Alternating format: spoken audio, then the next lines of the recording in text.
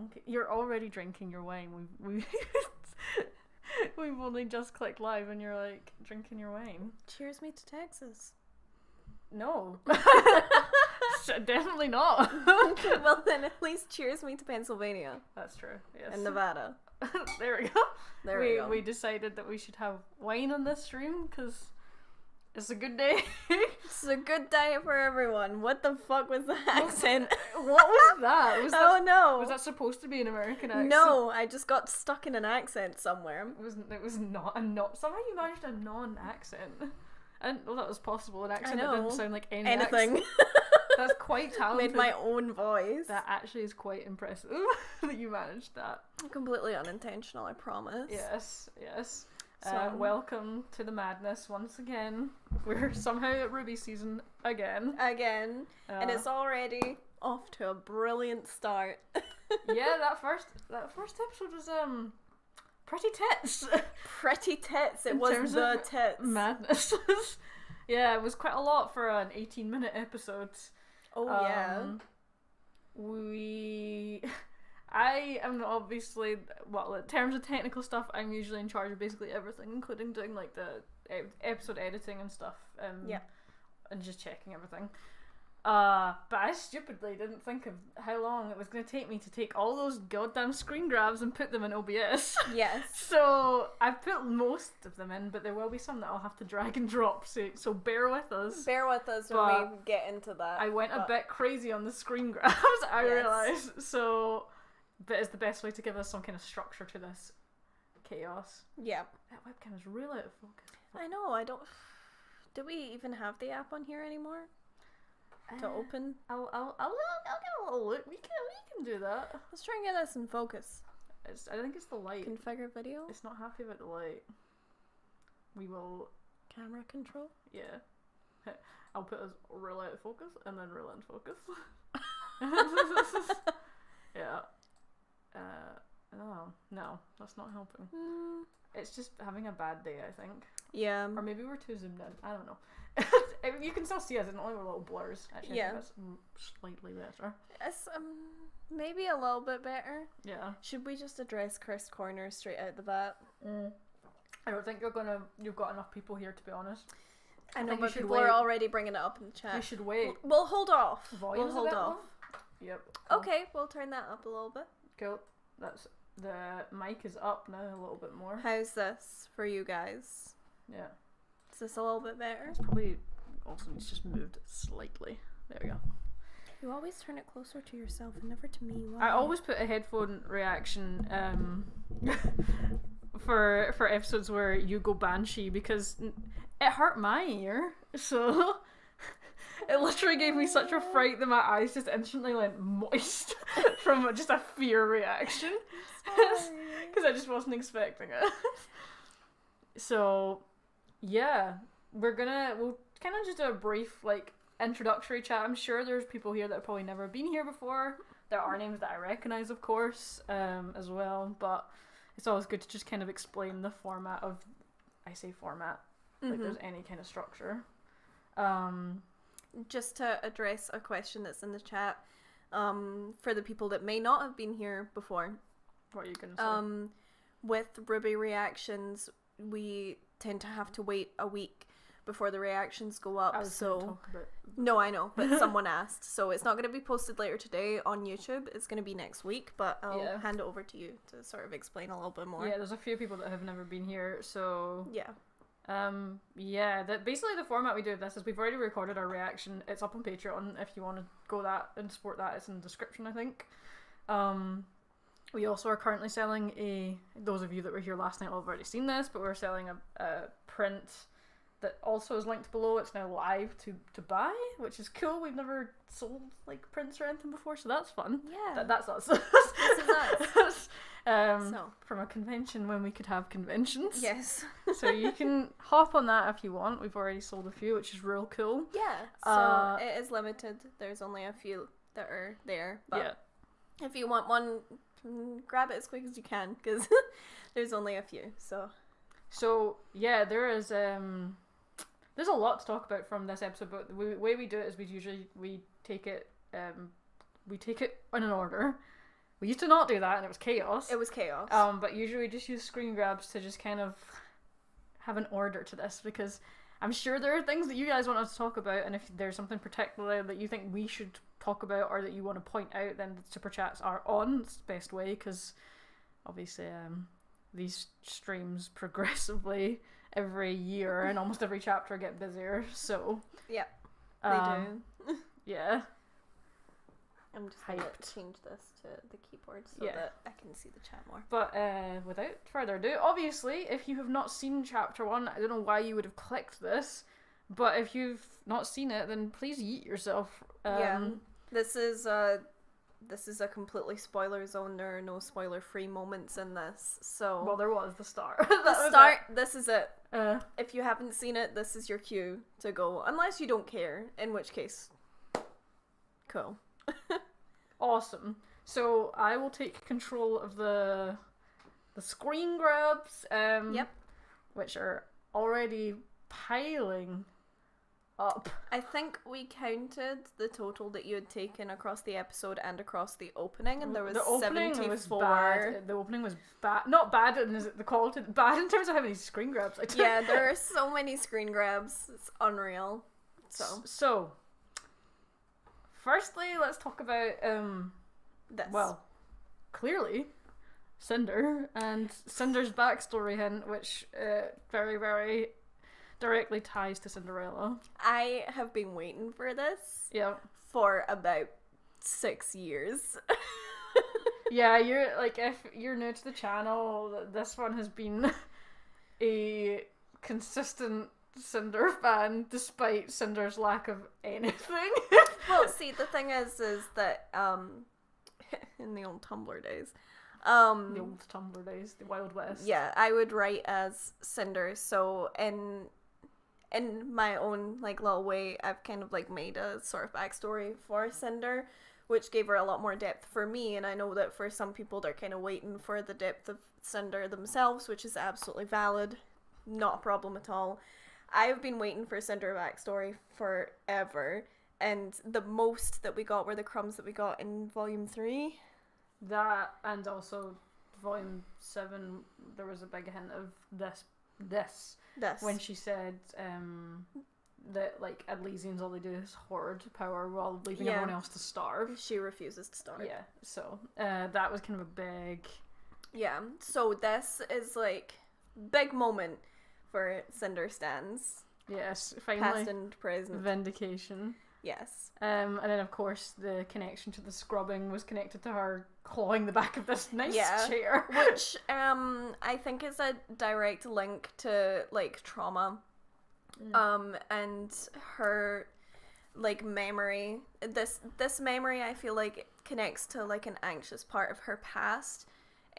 Where she had no power and she felt like she had nothing that she had control over, and now she's going into a situation where she's going to Salem, which she has no control over the reaction that she's going to get. So I feel like these tying in together is really interesting, because I feel like going forward, as we see more of the power struggle between Cinder and Salem maybe going on, then we might get more like quick shots of Cinder's backstory, and I'm so excited. Yeah, I don't think it will even take a lot. I don't think they even have to give it that much time, to be honest. I think it just takes some well put together shots and sequences Absolutely. to get across. And I can't wait. I really can't wait. And then... what? Record scratch. You're probably wondering how I got here. Yeah, this is just such a great Neo. I mean, Neo actually stole the show in terms of expressions in this episode. Oh, yes. And as a consequence, I have quite a lot of Neo expression screen grabs. But this one was particularly great, where she's just like, what am I doing with my life? I am driving an airship towards a giant whale in the sky. Yeah, absolutely. I love Neo so much. I've always loved Neo. The way that she can express, well, obviously the way that the animators have animated her to express herself is just outstanding. Like, hit the ball right out of the park. It's just brilliant. Someone's commented about, in regards to the chair, that as Critical Role devotees are aware, chairs are not to be trusted anyways, and I'm so on board for that reference. You're absolutely right. You're in the right place. Yep. So Neo's having a time. And we'll get more into this as we go on. So there's her view, her scenic drive with Cinder. This is probably the first time that Neo's seen something this extra, really. It is pretty extra. It's certainly something to behold, and I don't know how many people could possibly say that they have drove an airship towards a huge whale Grimm in the RWBYverse, so yeah, very interesting. Yeah, it was yes, Richard is a Grimm penthouse. We stan.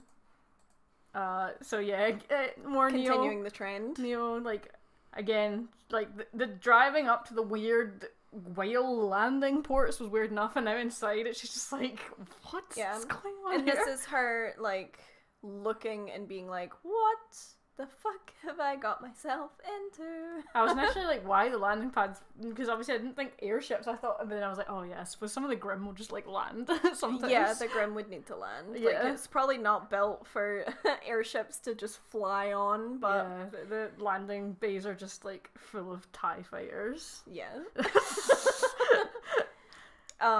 So this was like really interesting, and I want to talk about this a little bit more. Okay, I'm just gonna let you go on here. Yeah, so obviously, as people are talking about in the chat, there was a lot of disrespect towards Neo and her hard work, the way that Cinder was talking about it towards Salem.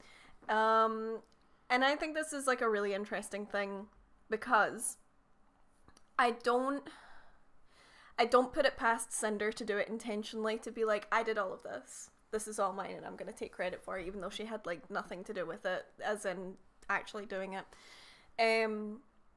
But she has to look good to Salem. She has to look like she still has something to offer. She can still do things. She can still, you know, be a good, asset towards Salem. And not actually like make it look like Neo did all of the work and Cinder just kind of told her to do it. So she is gonna play on that and be like, yeah, this was me, like I did all of this, because she needs Salem's approval. She needs Salem to be on her side so that she can get the power and the control that she wants from her. So as shit as it was for Neo to have to watch Cinder lie and being completely unable to actually say anything and stand up for herself, I understand in a way why Cinder might have done it if it was intentional and not just her being callous. Oh, it was both. Yeah. She doesn't care about Neo. No, I'm not saying that she does care about Neo. She cares about her image. Oh, no, I know. So I don't think there's a possibility that it's not completely done from a place of being like, well, fuck you, like I did all of this hard work, no you didn't. Yeah, I think it's just really interesting. Can't wait to see it all play out. I hate that Cinder did it. I hate that she did it. Especially when you consider the fact that Cinder could have been involved in collecting the relic, but decided that she wanted to go after the Winter Maiden powers instead. Failed to get it. Very unfortunately failed to get it, because I feel like Neo she actually got what she was asked to get. So like, yeah. I mean, obviously like Neo can't like explain that, and she probably wouldn't have done anyway, even if she could have spoke. Even if she could speak, I don't think she would have been there and been like, actually, Your Honor, she's a liar. I wonder if Salem would have picked up on it though, even just the expression like on Neo's face that's like, oh, that's not the whole truth, kind of thing. Absolutely. Oh yeah, then more Neo looks. The introduction of Tyrion. Yeah. And saying about how Neo is a little one, and that hopefully she won't end up like the rest of like sacrificed, like Watts. Yeah. Exactly. To which Neo was very much like, watch your ass, I'll fucking kill you. Yeah, it was a very much a like, you do not know what I'm capable of, I will kill you. I will wreck your shit. And you know what? I would like to see them I would love to see it. Yeah. I would pay good money to see Neo beat the shit out of Tyrion, just for some satisfaction. Yeah. Yeah, I just, I want to see that fight, like, right now. I think it'd be a very cool matchup of skills. More Neo expressions. More Neo! Would it really be this channel if there wasn't so many Neo reactions in this? Really? Yeah, I'm sorry, she had a lot of good looks. This is when she kept getting called an asset, so she was not happy about that. She was because angry. Roman definitely never would have called her an asset. She was a partner in crime, but she was a partner. Not only this, but when she was called an asset, I think this like flung her back to Roman, where he was saying that it was like good to have her as like a powerful like ally, Cinder. And he was an asset. He was a sacrifice that she had to make in the work for power. Yeah, Roman was an asset to she Cinder. doesn't want to be. Yeah. She doesn't want to be another asset. She doesn't want to end up like Roman because that broke her heart. She doesn't want to end up like that. So, I'll show you an ass. You want to see an ass? I'll show you my ass. Wow. When I kick you down. Cinder Neil shippers go wild. They really do. Oh dear. Of course. And then the point of if you've seen our reaction to this, if you're on our Patreon, you'll know that Senny decided to Banshee wail at this particular. I literally just clocked them, and it was just like deafening screams. Yeah. So we totally missed like at least 3 or 4 seconds of dialogue, but we have rewatched this since. Yes. But yeah, Emerald super relieved to see Cinder. Obviously, it's been a wee while. It's been a while. She probably thought... It's been a while. She probably thought that she wasn't going to see her again from the way that it was being spoken about. The way that Salem, spoke about Cinder. It was like, well, she's a fucking lost cause. We're not going to see her again kind of thing. So she's probably like very relieved to see her, but... Emerald, baby. Yeah, you gotta move away from that. She sees it. Well, literally, when Salem was after Cinder called Neo an asset, Salem was like, "Yeah, you quite like your assets." Basically, the moment that those two walked up, like, implying they're obviously the same in terms of expendable. Yes. Love their new outfits. Mercury's jacket is bomb. I love Chad. We stand Chad. I like Emerald as well, that she's kept her little sort of crop toppy thing going on, but with like the little winter overcoat. So cute. It's very cute. These outfits are just excellent. I just love the way that they've dressed Emerald. I think the colours in the outfit are just exquisite on her skin tone. Yeah, they're very Vogue, these two, when they came in. You can imagine that on a catalog. Yeah, see, if this was on like the front cover of Vogue, like these outfits, I would buy that magazine. Heartbeat. Yeah. So we're very happy to see them again, because if you watched our live stream last night, we talked about... Yeah, someone asked us if we thought that we were gonna see Emerald and Mercury, and we were like, no. And there they fucking were. And they came in. Episode 1. Which is hilarious, because one of our friends that joins in some of the streams works in Rooster Teeth, and she was watching, so she probably saw us react to that and was like... I'm sure that happens often. It probably does. We say stuff and it's like, you thought. Yeah. So that was her sort of face as Cinder was just like quiet when Emerald tried to like speak, and obviously hadn't seen them in a while, and it was literally just, she was basically there was no happy up. reunion. There was no, oh, I'm really happy to see you too, which we wouldn't expect from Cinder anyway. She's not happy. There you are, lurking. Love you. Yeah, there was. I just feel so bad for her, but also because someone mentioned. Can we just talk about how ripped Hazel is? Like, look at that. You know what he looks like? He looks like the sort of buff enemy like type that you just face in games like multiple times over. He looks like the buff one that you face. Yeah, like look at those obliques, man. That's absolutely That's a lot insane. of twisting. That's so much twisting. Yeah. He better drop the workout routine stat. I mean, he is huge. When you see... Mercury is not a small boy. Mercury is not a small boy. He's the same height, maybe just taller than Yang, and Yang's a really tall girl, so Hazel's a fucking giant. He's tall. And wide. And wide. Wide. It's great. Yeah, I'm interested to see how he, like, views all of this, and how the heck these guys are all going to play into it. Yeah. Because obviously they have this army of Grimm, like, which seems like it would be quite effective in Absolutely, so they don't need the groundwork. No. So what are they planning? Yeah. Exactamundo. Right. Next screen grab. So we have this beautiful group shot with them varying expressions. Yes, but also ultimately showing who is the one that's got the power. And it's very much framing Salem as the lead here, and that they will all follow her instruction. I mean, look at Tyrion, he's got a little hand on his heart, like, mistress, please. He's the only one smiling. He's the only one smiling in this whole image. And then if you look at the body language of Emerald in the back, Emerald does not want to be there at all. Salem, she is so uncomfortable. Best titty goth girlfriend of all time. We can absolutely agree on that. I just like that Mercury is like almost behind the chair. He's lurking. See, I feel like the way that they have placed Mercury and Emerald specifically behind that chair gives me the feeling that they're going to be like, fuck this, I'm out, you know? Well, they were already kind of like, what the fuck? Yeah, but I feel like because they're slightly hidden, everyone else is kind of in shot. Yeah. But they're hidden behind the chair, which makes me think like they're going to try and sneak out. Sneak! They're going to try and And yeah, Neo doesn't look like she's vibing particularly with this either. No, not at all. It really is lending in well to the Neo backstab Cinder in the future vibes. But oh yeah, Cinder's not treating her well at all. But she's gonna choose her moment. Oh yeah, bide her time, guaranteed. Then we jump to the part of Mantle. What Weiss described as a slum. The slums. Yeah.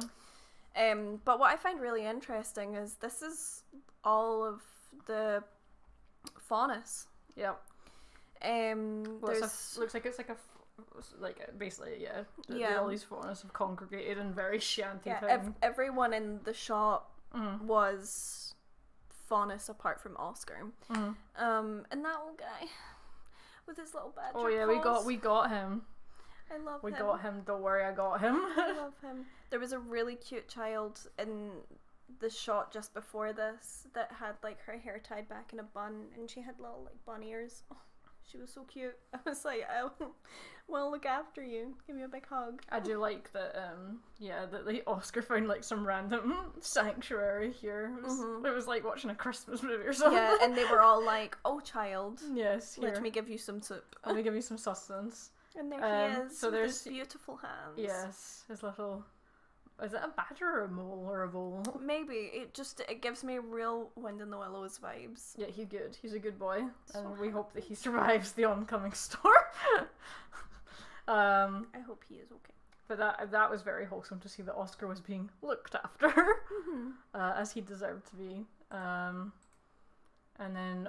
Obviously, he got picked up by the airship. The airship flew over Mantle. Well, yeah, but also Ozpin's still very much active in his head and talking. Oh yeah. And then I just took this because I was like, well, I'm glad that they're still like reminding that like the heating is still not on, and now it's still snowing. They're now having to rely on like fire pits to just not die. Yeah, that's kind of where they're at now in Mantle, which is not a good place to be. No. Oh no, same fire image. Then we jump to the Happy Huntresses, or some of the Happy Huntresses that seem to have taken an old shop or a house, maybe, as a hideout temporarily, and you can see that May is sort of directing Fifi. It was Fiona to help organise moving citizens in Mantle, and their plan seems to be to move them basically into the depths of Mantle, because it's probably the best place to try and guard. Yeah, so they said that they were going to move them to the crater where Atlas was lifted from, because there is still quite a lot of heat in that area. But then that gives me the concern that Atlas is going to fall, and it's going to hurt all of these people. Yeah, well, we've talked about it for a while, haven't we, that Atlas is going to fall out of the sky. I'm scared. And it keeps getting brought up how the staff, if something happens with the staff, it will just go.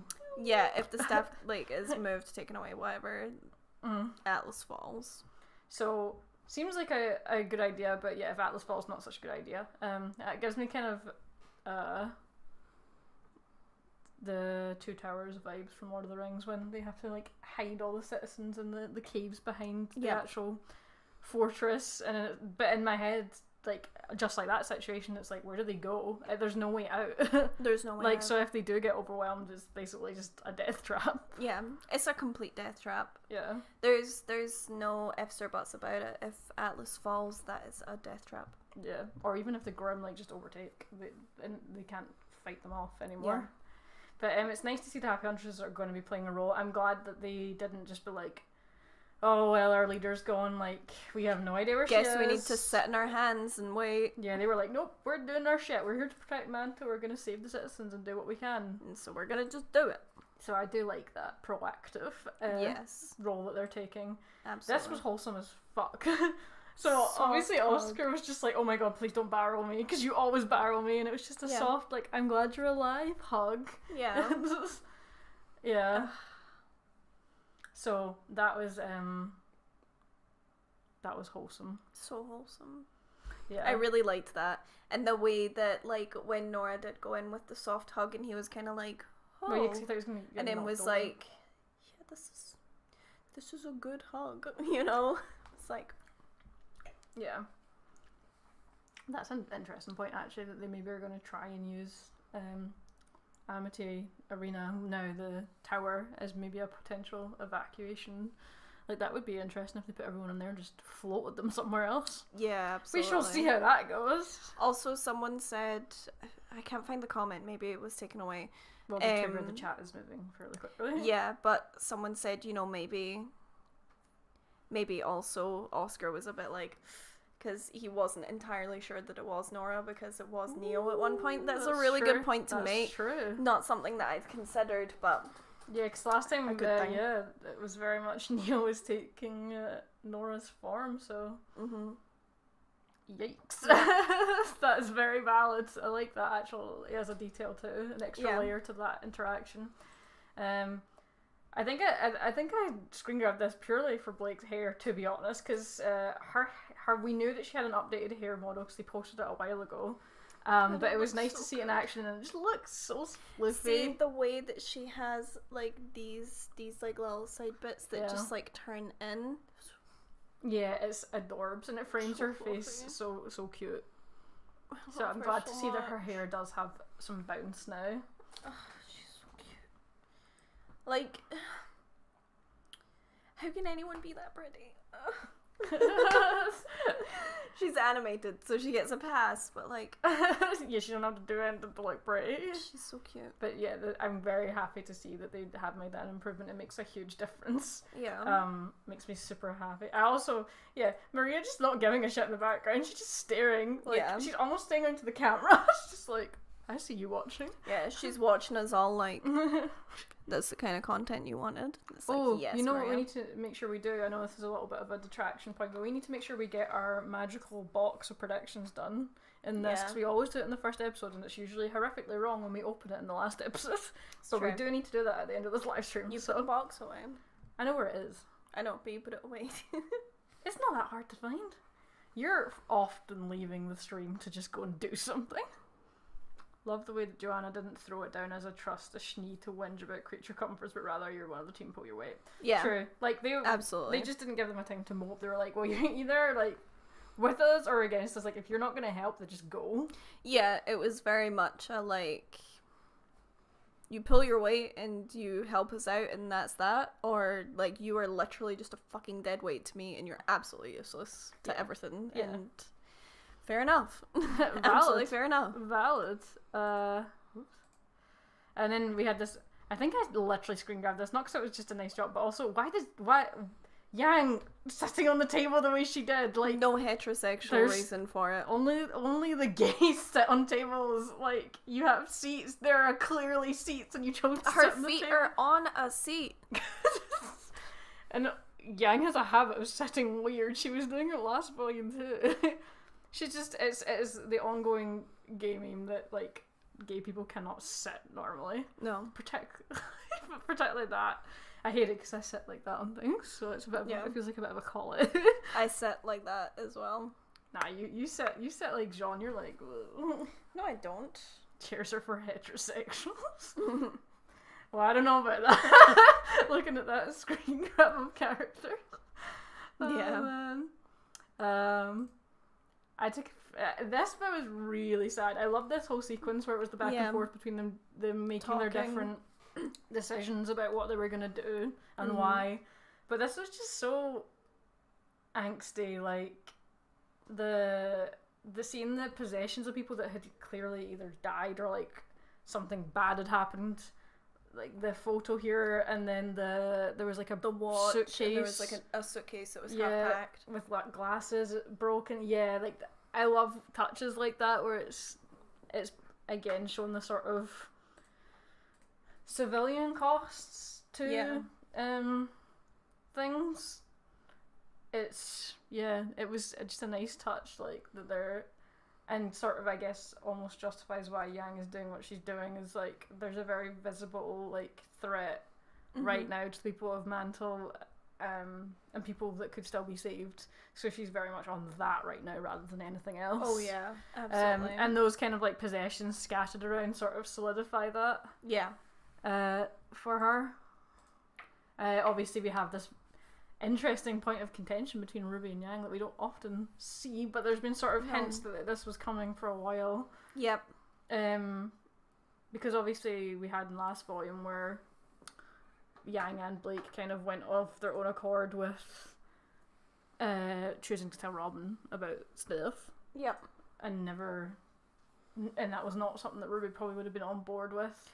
No. And now obviously there's this contention here that like RWBY's plan about the sort of bigger picture and like putting all their effort into that may not actually work out, but there's a very visible like group of people that they can save right now. Like they know that they can try. Yeah. So like you can kind of see it from both points, which I always enjoy, is that's quite a. And also siblings do fight. Like they do. Well, sisters. I'm gonna go with they do. Feral. I don't know. Like, how is it? Yang and RWBY's relationship compared to most relationships with sisters is astoundingly good. Like, when you're younger, man, especially teenagers, your sister's like your enemy half the time. It's just how it sometimes be. Yeah. So, I'm not surprised that there's this point of contention, but I suspect that it will not last all volume, since the opening kind of hints that it doesn't. So yeah, there was like a good part in the opening, but it was at the ending that makes it look like things are going to be okay. So. Yeah. So Jean stepping up to the plate here and being the sort of voice of reason that is that maybe there's enough of them here that they could probably split their forces. And do both. Absolutely, and as we kind of brought up in the discussion on the episode, Jean was brought up with many sisters. He's probably seen these kinds of arguments too many times in his life. So he probably saw where this was going and was like, nip it in the bud. Now. No more.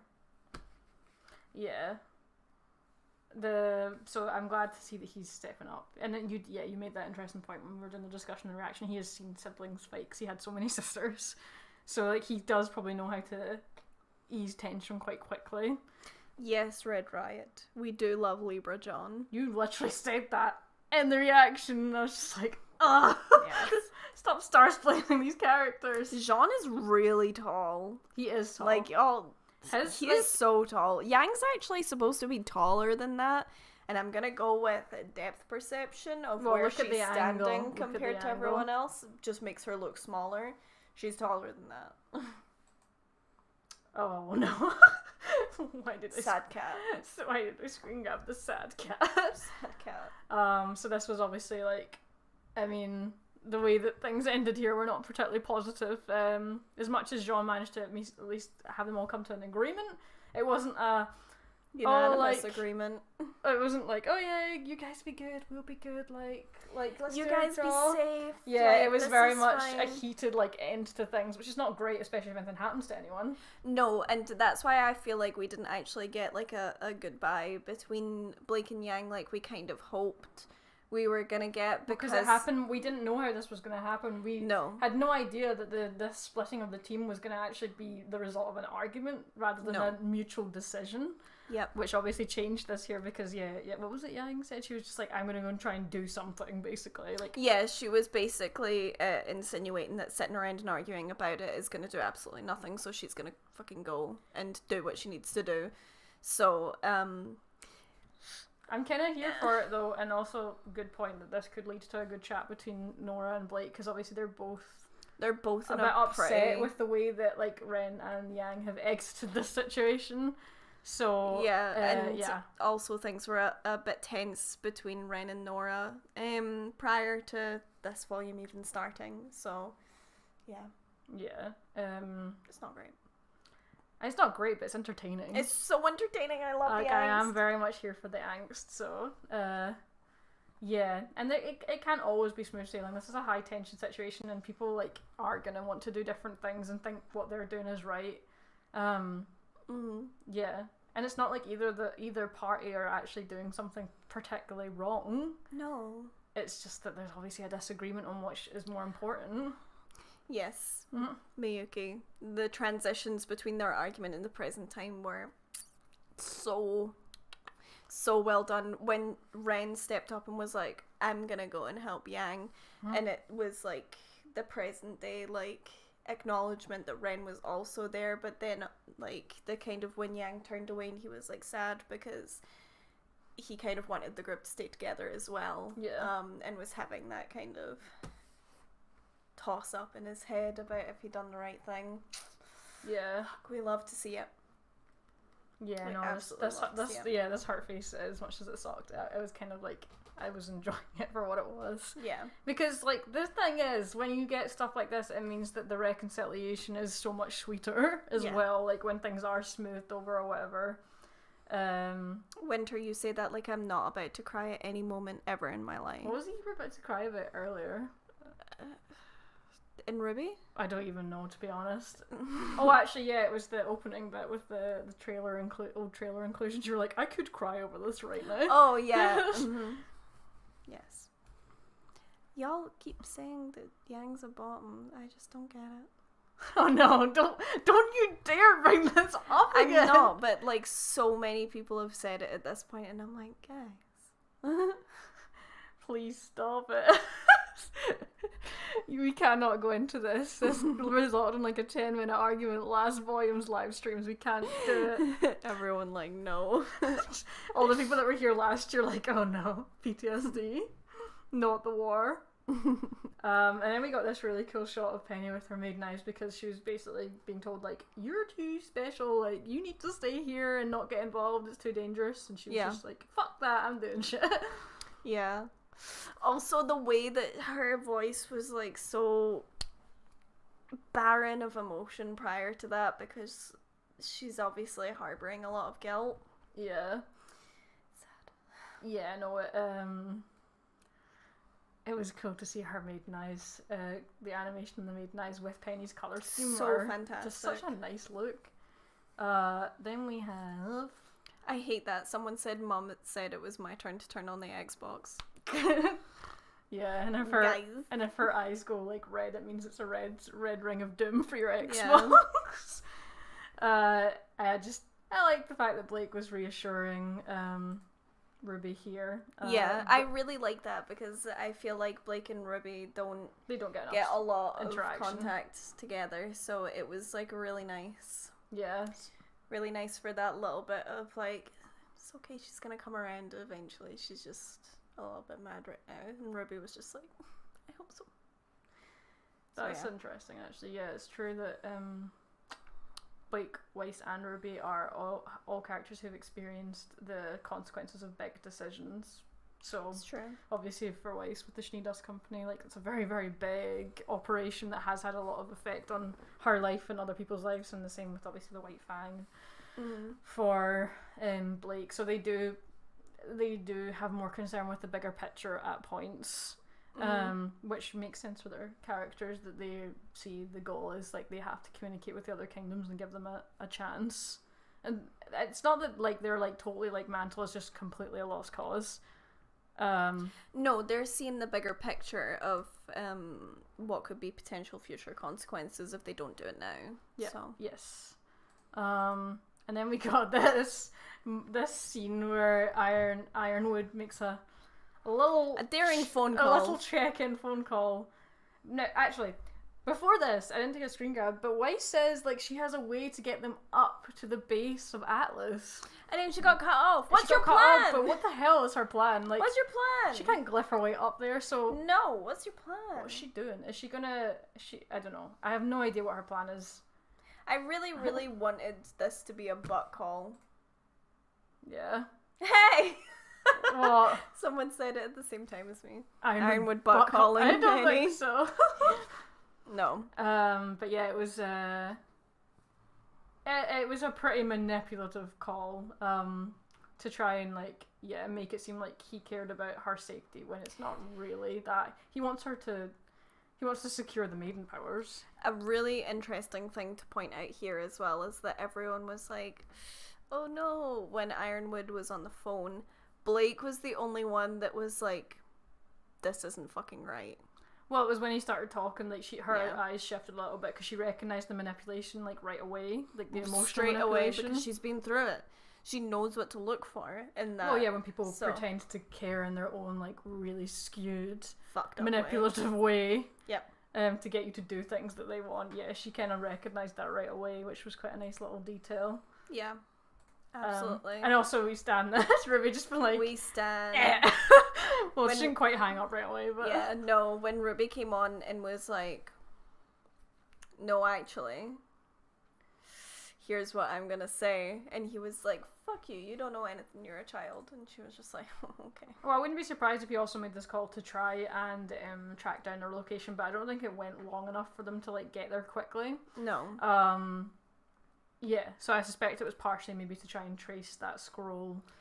Yeah, doing a trace, but also seeing if he could convince Penny to come back of her own fruition. Manipulate, not convince. Well, yeah, manipulate, yes, but still to convince her through manipulation. Yeah. But Ruby was having none of that. No, and we stan a friend who is willing to stand up for her. Although Ironwood straight up was like, if you don't do what I ask, you're the ones that have screwed Resident over. Yeah, he literally basically said, if you don't do this, the blood that is going to be spilled is on your hands, and you can't fucking do that.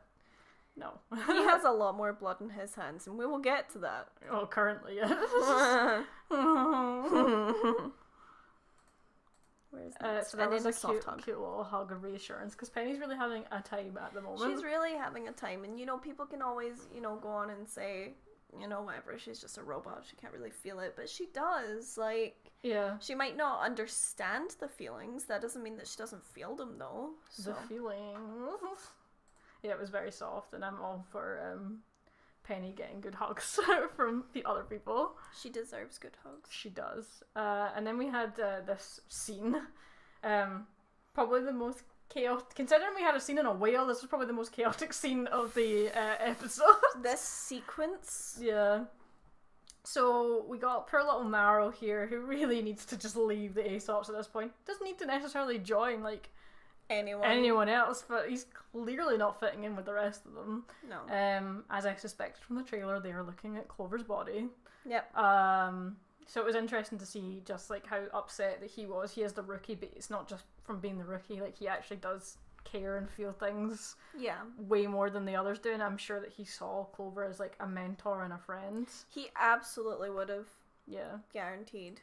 So and then we have the rest of them. What I found really astounding is that Marrow was kind of the only one who was really oh man, actually visibly showing sadness as an emotion. Yeah. Vine. Nothing. If you watch this whole scene, Vine's face, unchanged. Yeah. It doesn't move. There is no feeling in that body. Vine's too busy trying to name all the Grimm. Sorry, I couldn't help it. Why? I couldn't help it. Oh man. Couldn't help myself with that one. But yeah, Elm is obviously kind of just mad looking, but not upset. And Harriet's just mad. Yeah. Mad. Yep. Would you care to explain for Joe here? What? Saying, what am I not getting? No, it's fine. Those that know, I don't need to speak it. I do not need to speak these words. And then, of course, we... have a new arm. Yes, we did see someone, one of the animators that did the arm posted the concept art for it a little bit ago now, but now confirmed, we can see it doesn't look like it's completely ready. It looks like it works functionally, but it's not like all the mechanics and stuff inside it. You can see some of it. Yeah, it's still exposed in a way. So yeah, so that's cool. But you pointed out, and I think it's true, that he's had this ready. He probably has other limbs ready. Like this guy. I think he has like a whole body ready, basically. Yeah. So that whatever happens, he can just. Because who has an arm made that quickly? This hasn't even been 24 hours past, has it? Maybe at least 24 hours? No, it's not even been. It's literally been like maybe a couple of hours since his arm got goofed. Yeah, so he's had this ready. Yeah, and it's very in character of him. Like he's very much you get it from his song, which they had a great motif of playing underneath this scene of Hero. Yeah. That he will sacrifice anything, including life and limb, for what he thinks is right. So he would definitely have had this stuff ready. He basically just wants to, like, he doesn't care if he loses every element of himself, as long as he can still somewhat function. Yeah. Like, that's it. That's the goal. I'm just gonna jump in here and say, because there's been previous discussions behind prosthetic arms and people constantly bringing up the vibration function. Maybe just don't do that, because it's not actually really respectful for people that actually do have to have limbs replaced. So just point that out there. Whoa. Okay. Maybe don't do that. Let's keep going. I've never said that before. I think it's a really important thing to say. I've just never wanted to say it before, but it's really important because it's actually like really disrespectful to people that do have to have prosthetic limbs attached. So it's a pretty dead meme at this point. Yeah, I'd say that is definitely true. Yeah, just kindly putting it out there. Yeah. Maybe don't. I like Winter's Mass Effect arm or N7 armor for the perfect day for it. Yeah, perfect day. Yeah. So I am enjoying the angst that Winter's going through as much as it sucks. Yeah, when they were doing this sort of physio, and they pushed her hand back, and that was obviously really sore. I mean, she got fucked up really bad in that fight, so not so great. But it's obviously clear that she is struggling pretty badly, actually, with how she's gonna be healing and stuff. So yeah.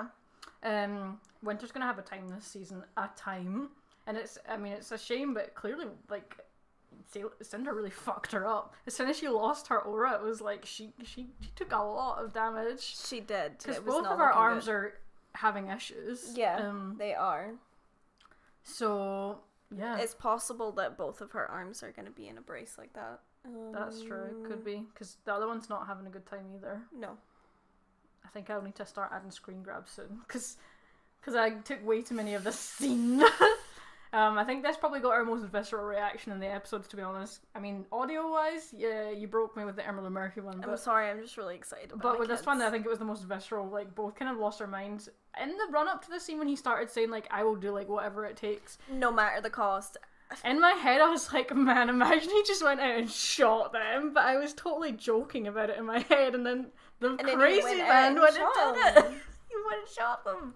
This crazy bitch. Yeah. Just went out, shot the guy. Like, he literally could have... really failed the vibe check. He literally could have arrested them. Like, it's still not great that he would have done that, because they're dissenting against his opinions, but they're elected officials, they're councilors. He could have just put them in jail. And not only that, but Ironwood shot this man in front of 8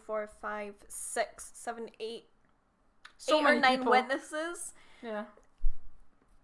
It's not good. I mean, prisoners it's really not good. Do ask questions, make noises, but if you just put them in a cell, like, they're just going to say it to other prisoners, like, big deal. Yeah. Like, it's a very extreme way to go to completely end somebody's life because they disagree with you.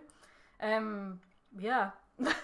Pretty insane that he did that. It was so anyway, I started blasting PJ. The weird thing is that well, not the weird thing, but we were rewatching some of Volume 7 a little bit earlier today before we started recording for this volume, and we were watching the episodes where those characters are introduced.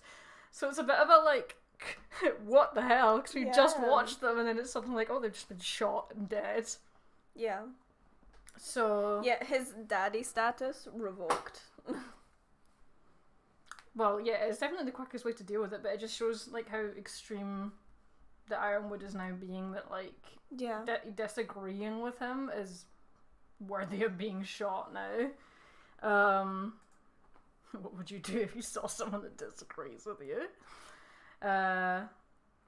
Yeah, also a war crime, yeah. There's like a civilian that was not armed and not an immediate threat except for to like saying stuff that he didn't like to hear. Exactly. All he was doing was challenging his decisions. I think this definitely confirms that Ironwood is unredeemable thing though. Like I can't see, like it was bad enough with Oscar, but like I don't think he can come back from that because there is now a pattern of behaviour here.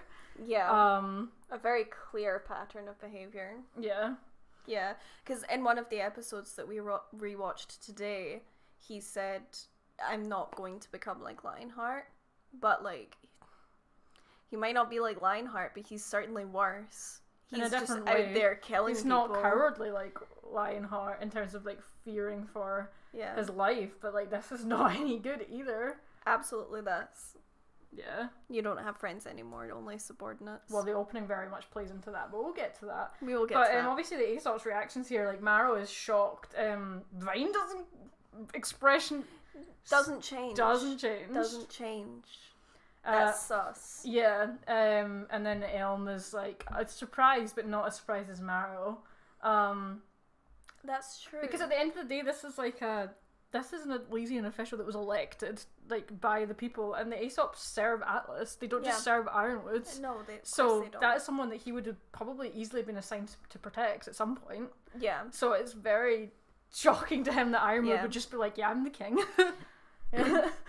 Gabriel just pointed out as well, the line became a coward, the Tin Man lost his heart. Oh no, it's obviously that's what they're going for. But I like that. I like that they're really playing with that. That means that Glinda's gonna be fixing that wall for a long time, and then it's gonna fall on her. A long time, and then she's just gonna go in a bubble and fuck off.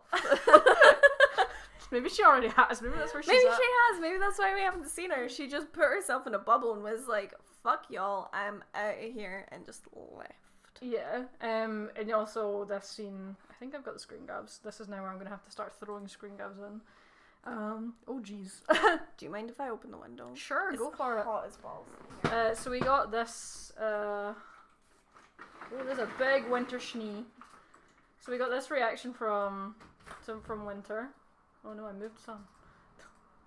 Who is not vibing with this at all. She is pretty appalled by this, especially because Ironwood literally just spoke to her like, oh yeah, I trust you so much, like, you're gonna help me. You basically like sort of guilt tripping again to make sure that she stays on side, and then he went and did this in front of her, like that wouldn't make her question her loyalty. And you pointed out very interestingly, because obviously she shares a look with Harriet here, that having seen Ironwood do this to someone that was not a criminal, was just questioning his authority, what the hell will Ironwood do to Weiss? Like, she is a criminal in his eyes and has done things against him. Like, if he's going to shoot someone that's just questioning his orders, what's he going to do to someone that he sees as completely betraying him? Yes. So I think this is going to be a major thing for Winter, is like, how can she possibly be loyal to someone that will probably shoot her sister on sight? On sight. Yeah. So, I can't see her sticking on Team Ironwood for very long, but it's a question of whether she tries to seek out Weiss, tries to seek out the Fam Squad, tries to seek out the Happy Huntresses. Like, it could be a lot of ways that it goes for Winter this volume, and I'm very excited to see it. I'm so excited to see where it goes. Man, I actually did almost get the whole episode. It was just the opening that I didn't manage to get in, really. Yeah. There's only one more screen grab from the episode, but let me bring it in. Oh, big chongus. Big boy. Usually it's smoother than this because I have them in. But these are the ones I couldn't get to in time. So obviously this is a shot from the trailer that we've already probably all seen, but it's just confirmation that very much Salem is on the hunt for Oscar, because she needs somebody to activate this year lamp. She can't do it without Oscar, so yeah. Oscar getting kidnapped theory is very much on.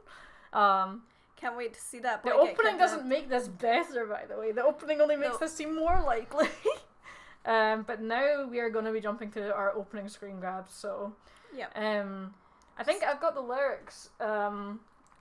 Sirs and madams have actually put a lyric video up if you are interested. Oh, really? Already? Yeah, they're very much on it with the lyric videos these days, so a good one to jump onto if you're looking for that content. No, you just took away my picture of my Grimm. I'll put the Grimm back. Thanks. What are you doing? Senna, you shouldn't be allowed. I'm just making sure that the other screen grabs are away because it was freaking me out. Okay. Oh jeez, stuff on the Discord. I didn't realize I had the Discord open on my phone. What was I doing? I was getting the lyrics. I've saved these. Yep. Before we looked at the screen grabs, it would be helpful to have the lyrics up because there's so much visually going on in this opening, it's hard to pick up the lyrics. Like, there are specific things that are quite obvious, but a lot of it I missed, even on, like, a second viewing. Yeah. So the lyrics are, we don't have a name for this yet, this opening, but, I mean, very much Volume 3 vibes. Yep. So the lyrics are, apparently, we said goodbye to all the things we loved, gave up our lives just to find that it was not enough. So, obviously, a little bit of a reference to Time to Say Goodbye at the start there. And then second verse is, we left faith, left our solitude, our carefree peace. What we thought would change the world was just a childish dream. We failed to stop our own demise. The tragic ends before our eyes. Hope has no place here. And the next verse, maybe the path that leads our way home will finally clear. Maybe the end we tried to avoid is already here. Some roses will never bloom. Some dreams will rot on the vine. Some lives will end much too soon. Some evil will never ever die. Some wars will not end in peace. Some heroes choose the wrong side. Sometimes it's worth it all to risk the fall and fight for every life. Well, that fills me with a great sense of dread. Yeah. I love the actual opening in terms of music and visuals, but yeah, the lyrics are pretty dark. Yeah. Yes, they are, and it's absolute fear. I've let a fly in. It's really bothering me. That's what you get for opening the window. I know, but it's actually roasting in here. So that is that's the lyrics. But I've got all the visuals here, so I'll start dropping them. Let's bring these in. So this was so cool. The way that they flash between the pre-Grimm invasion and non-Grimm invasion and current Grimm invasion. So we've got the curfew because Ironwood basically declared martial law. Yep. We got all your favorite Grimm here. So do you think you could make sure you hide the one behind that? Otherwise it'll be a cluster. Can you see all the Grimm there? Well, there's 1, 2, 3, 4, 5, 6, 7, 8, 9, 10, 11, 12, 13. You're really counting all these Grimm. There's like 20 maybe in that one shot. There's a lot of Grimm. Name them. No. Okay. That's not what I'm good for. I don't mean their types. I mean just give them all names. No, that's not what I'm good for. So yeah, I'm good for veganisms, not. So this is very apocalyptic. It's amazing to see like how far the visuals have come in terms of like obviously there's a lot of ways you could compare this to the Volume 3 opening, but in terms of the level of like animation and the visuals and like the ambience, the colours, like this is a very big jump. Yeah. We have these really cool shots at the start that are so aesthetically pleasing. Is your alarm going off? No. So we got this beautiful shot of Ruby. Obviously a bit of a reference to the start of Volume 3 with her at Summer Rose's grave because I feel like they went for sort of the nicest visual shots they could think of. Yeah. And probably places where the characters sometimes think of from time to time. But this just looked really cool in the cape. It was a very cool visual. Mm-hmm. You want me to yeet this? Yeah, and the other one. And then we'll grab the... No, I'll just grab the other one. And then we got a Weiss. Oh, look, there's a battery button because I was trying to grab these and my batteries. So Weiss is looking in fear at my 5% low battery. She's like, fuck. We're about to go dark. I actually kind of like that. I'm gonna keep that one. I actually took another one without that, but you know what? We're gonna keep it. Aesthetic that she's like, 1 fear, 5% power. Yeah, so this was really cute little throwback to the Mirror, the white trailer. Yeah. I love the little globules of light that were going on. Yeah, and they come back again. Well, I mean, they're in all of the shots, but specifically Yang's one is just soft. And here's a black. Honestly, like, I wish I could probably make these the full screen because they're so nice. But again, a lovely little throwback to the black trailer and the forest. The red forest. It was just really cool to see these little throwbacks, and they just did it in such a nice way. Yeah. I'm nostalgic for the trailers, so it's always cool for the trailers when they manage to include them in these kind of ways. And it just makes you remember how far things have come. Absolutely. And then Yang's one, they chose to go for. See, initially, I thought that she was holding her bloody hand over her heart. I was like, what's going on with this one? But it's just her, like, holding her weapon. But it literally looks like she's like... yeah. I don't know, though, with that hopeful smile. Yeah, she's a hopeful bab. I love that bit. Yeah, so they've got this one from the Volume 5? Was that 5 trailer of Yang? Yeah, it was. When she gets munched by a Bear Grimm briefly, and Ursa. So this was cute as hell. Yeah, I love the different ways that they managed to get all of the shots together as well, like using Ruby's cloak and then the sort of the mid of the outfit for Weiss. I gotta say that the lighting and framing in this opening is probably the best there's ever been in a RWBY opening. It's beautiful. Like, I'll need to watch it a few times to like get used to it and figure out like the lyrics properly and get a real good feel for the music. But visually, like Volume 6 was probably my favourite opening. But I would say that this is maybe probably going to overtake that in terms of just visuals. It's really, really well put together. Over which one did you say? Volume 6, Rising. Like, I think that one visually and musically was the best one up to this point. Yeah. In my opinion, obviously. But yeah, this one is, I think, Perfecto. Probably better. And this shot. Yeah. Also, so Jessie, cool. if you can possibly take credit for the lighting in this, then shout out to you. If not, still great. Camera movement, right? Camera movement? Not sure. So, yeah. This one's cool. So it transitions with Atlas, like, looking sort of normal, and then on fire, like, it shifts through the two, which is so cool. Yeah. I really love the visual of Atlas being on fire. Yeah. Love you. Then we got Clover's medallion appearing briefly, showcasing the different Aesops. But obviously, I'm gonna put Marrow up because he's the best Aesop. He's best boy. And he is not a happy boy, and he's not a happy deserves boy. better than this. He actually does. Yeah, I think he's not gonna stick around. I'm not sure what he's going to do, but I don't think he's gonna follow orders the same way. Thanks for letting that bloody fly in, Sen. Sorry. It's like a huge fly. Jeez, it's real big. You're gonna have to deal with it. No. You let it in here. You can deal with it. No, no. And then we have Robyn and Qrow, who obviously we didn't see this episode at all. I think they're one of the only characters we didn't actually see in the episode. No.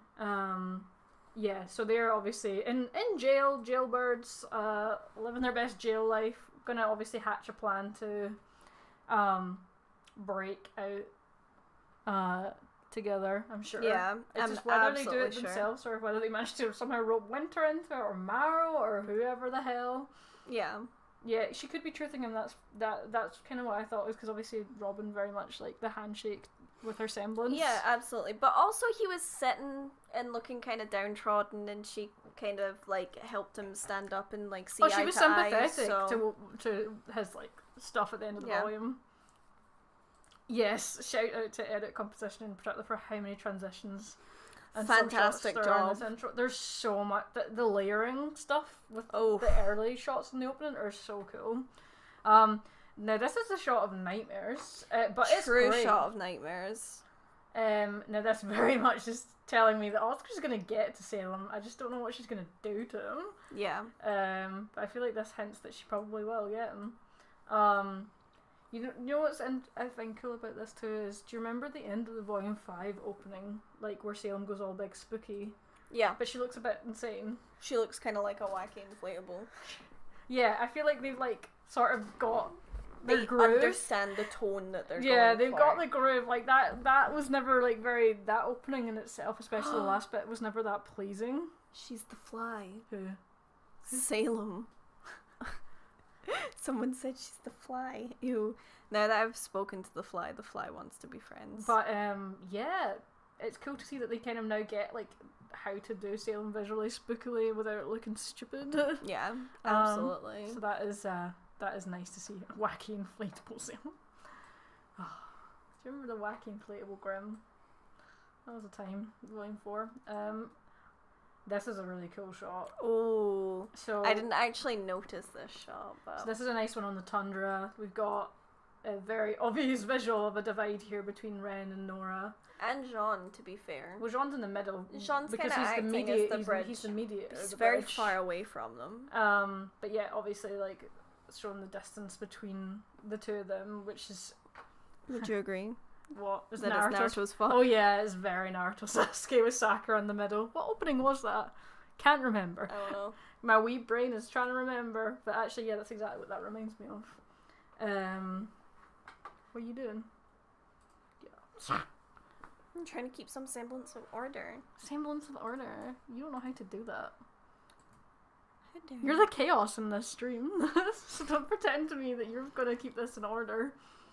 So yeah, this was a cool shot just to show their sort of. Ooh, that's a really interesting thing to point out. Ren is on the side of the shield and Nora's on the side of the sword. Well, essentially Ren's being the shield for the people of Mantle, that's what he wants to do. Yeah. Which makes sense, again, from his history with Kuroyuri. He saw like his village go down because there wasn't people there to protect it. And probably because it wasn't seen as significant enough to have warranted the levels of protection it probably needed. Yeah. So, like, it really does make sense that he would just... You don't need to do that every time. I was already accepting something, so... Okay. No. Yeah, it makes sense that he would be very much, I want to help Mantle, because he would have loved for someone to have done that for his village. So, yeah. Big issues for Ren and Nora this season. Very clearly big issues that's going to be in place. Look at that sad boy face. Makes me sad. I mean, the lighting is gorgeous on the tundra, like with the snow. Yeah, the lighting and the colours for this are absolutely exquisite. They've really captured like what it would be like to be in a tundra with the kind of light that could hit. Apparently the phrasing over this bit lyrics wise was child dreams of saving the world. And I'm like, oh yeah, that's on point. Sad. We got the kiss, but at what cost? It's true. Yep. And then, as we've had pointed out by Miyuki, the arm detailing for Winter is on the opposite side from what we saw in the episode. So she could potentially have two. She could potentially have two. Because both of her arms were injured. It's true. But I do love this. I mean, it's a very is... somber look, but I do love this look for Winter with the ponytail. The ponytail is absolutely everything to me. She just looks a bit less polished, which I think is a hint to her discipline for military going a little bit. A little bit. Like, she's obviously not. She's every time you see Winter, her hands are behind her back. Like, she's very upright, straight pose. But obviously here also, she's pretty sad. The difference between Weiss and the way that she's holding herself. Yes. And the fact that Winter has kind of lost that rigid... Well, Weiss is more sure in what she's doing, whereas Winter is obviously having a great crisis of identity and, like, her place in the world with Ironwood and with everything else that, it's nice to see the... it's an interesting flip of their positions, actually, because obviously Weiss didn't really know her place in the world. Like, she just kind of created a persona for herself that was not really... True, and it's taken her a while to figure out, like, and she probably still doesn't 100% know, but what she wants to do and who she wants to be. Mm-hmm. Whereas Winter was obviously very sure in, like, her role with the Atlas military and her authority and what she was doing. So it's interesting to see that role reversal where it's Winter that's having the doubts about her path, essentially. Yeah. And then, of course, we got the other Schnees, which... We've got a very concerned-looking Whitley. Yeah, and, well, I mean, Willow's always a bit concerned, but, yeah, it's funny that they were in the opening, because obviously... They were not. Well, Willow was certainly not in it. Willow wasn't. Whitley was. But that was because she was kind of a surprise yes. because we hadn't met her yet. But also a note that the last volume's opening, he was with Shaq, wasn't he? Yes, he was. Now he's with his mum. Yeah. So. And obviously they're both pretty sad and wondering what the hell to do. So I wonder what kind of role they're going to play, because they don't just put people in the opening unless they're going to have some role. In things, so I wonder what role they have to play. I'm interested to schnee it. What? There's nothing there. Now this was probably one of the coolest bits of the opening. This was exquisite. So this is a very, very visual reminder of things here with obviously Salem, the queen on this side, the black queen on the chessboards. And opposite to Ironwood with her Grimm as her forces and her pawns, and obviously the other pawns that she has too that are more human. And then we have this really cool visual of Ironwood with the white disappearing chess pieces that are disintegrating into nothing, and then the chessboard itself disintegrates also. Yeah, so what a fantastic piece of visual imagery in terms of how he is standing and how many allies he has left fighting on his side. Not much, and they're gonna go one by one. They're gonna disappear. That again plays into the Winter's not gonna stick around thought process. I don't really think I need to pull this one in, but we have obviously Watts and Pietro like back to back reflections that tell me again that Watts is probably somehow going to get out and do some damage. So. Yeah, we'll see how that goes for them, but I'm not sure how much of a significant role they're going to play here. Then we have the difference of boys. The groups. Oscar looks high as shit in that picture. It's just my screen grab. He was blinking. He was blinking. We have the boys. The team orgy on the go. No team orgy. No team orgy? No, it's not a colour for one. It's not a colour for one. Yeah, and for two, it's bad. It's bad. There's a minor. That's true. Yeah, well, I wouldn't suggest that was why it would be called that. It's no, I know. Damn names. Yeah, it's also Oscar's a child. Jesus. Yeah, I know this is quite clear. Yang is the least depressed because she's got a replacement bike. She's got a bike. Yeah, she's finally got her Bumblebee back. It's not as cool looking though. It's not as cool looking, but she's got her Bumblebee back, and that's, as we know, she absolutely fucking loves her bike enough that there was a song written about it. So yeah, she doth love the bike. Yeah, and then we have cute team. Yeah, we have the other slightly larger team of Ruby, Weiss, Nora, Black, and Penny. Little pennies. Penny doing a little float. So they're obviously we need to get into the base of Atlas team. So that'll be cool to see how that goes. But I certainly think this team has more power on their side in terms of obviously just sheerly having a maiden on their side. Oh yeah.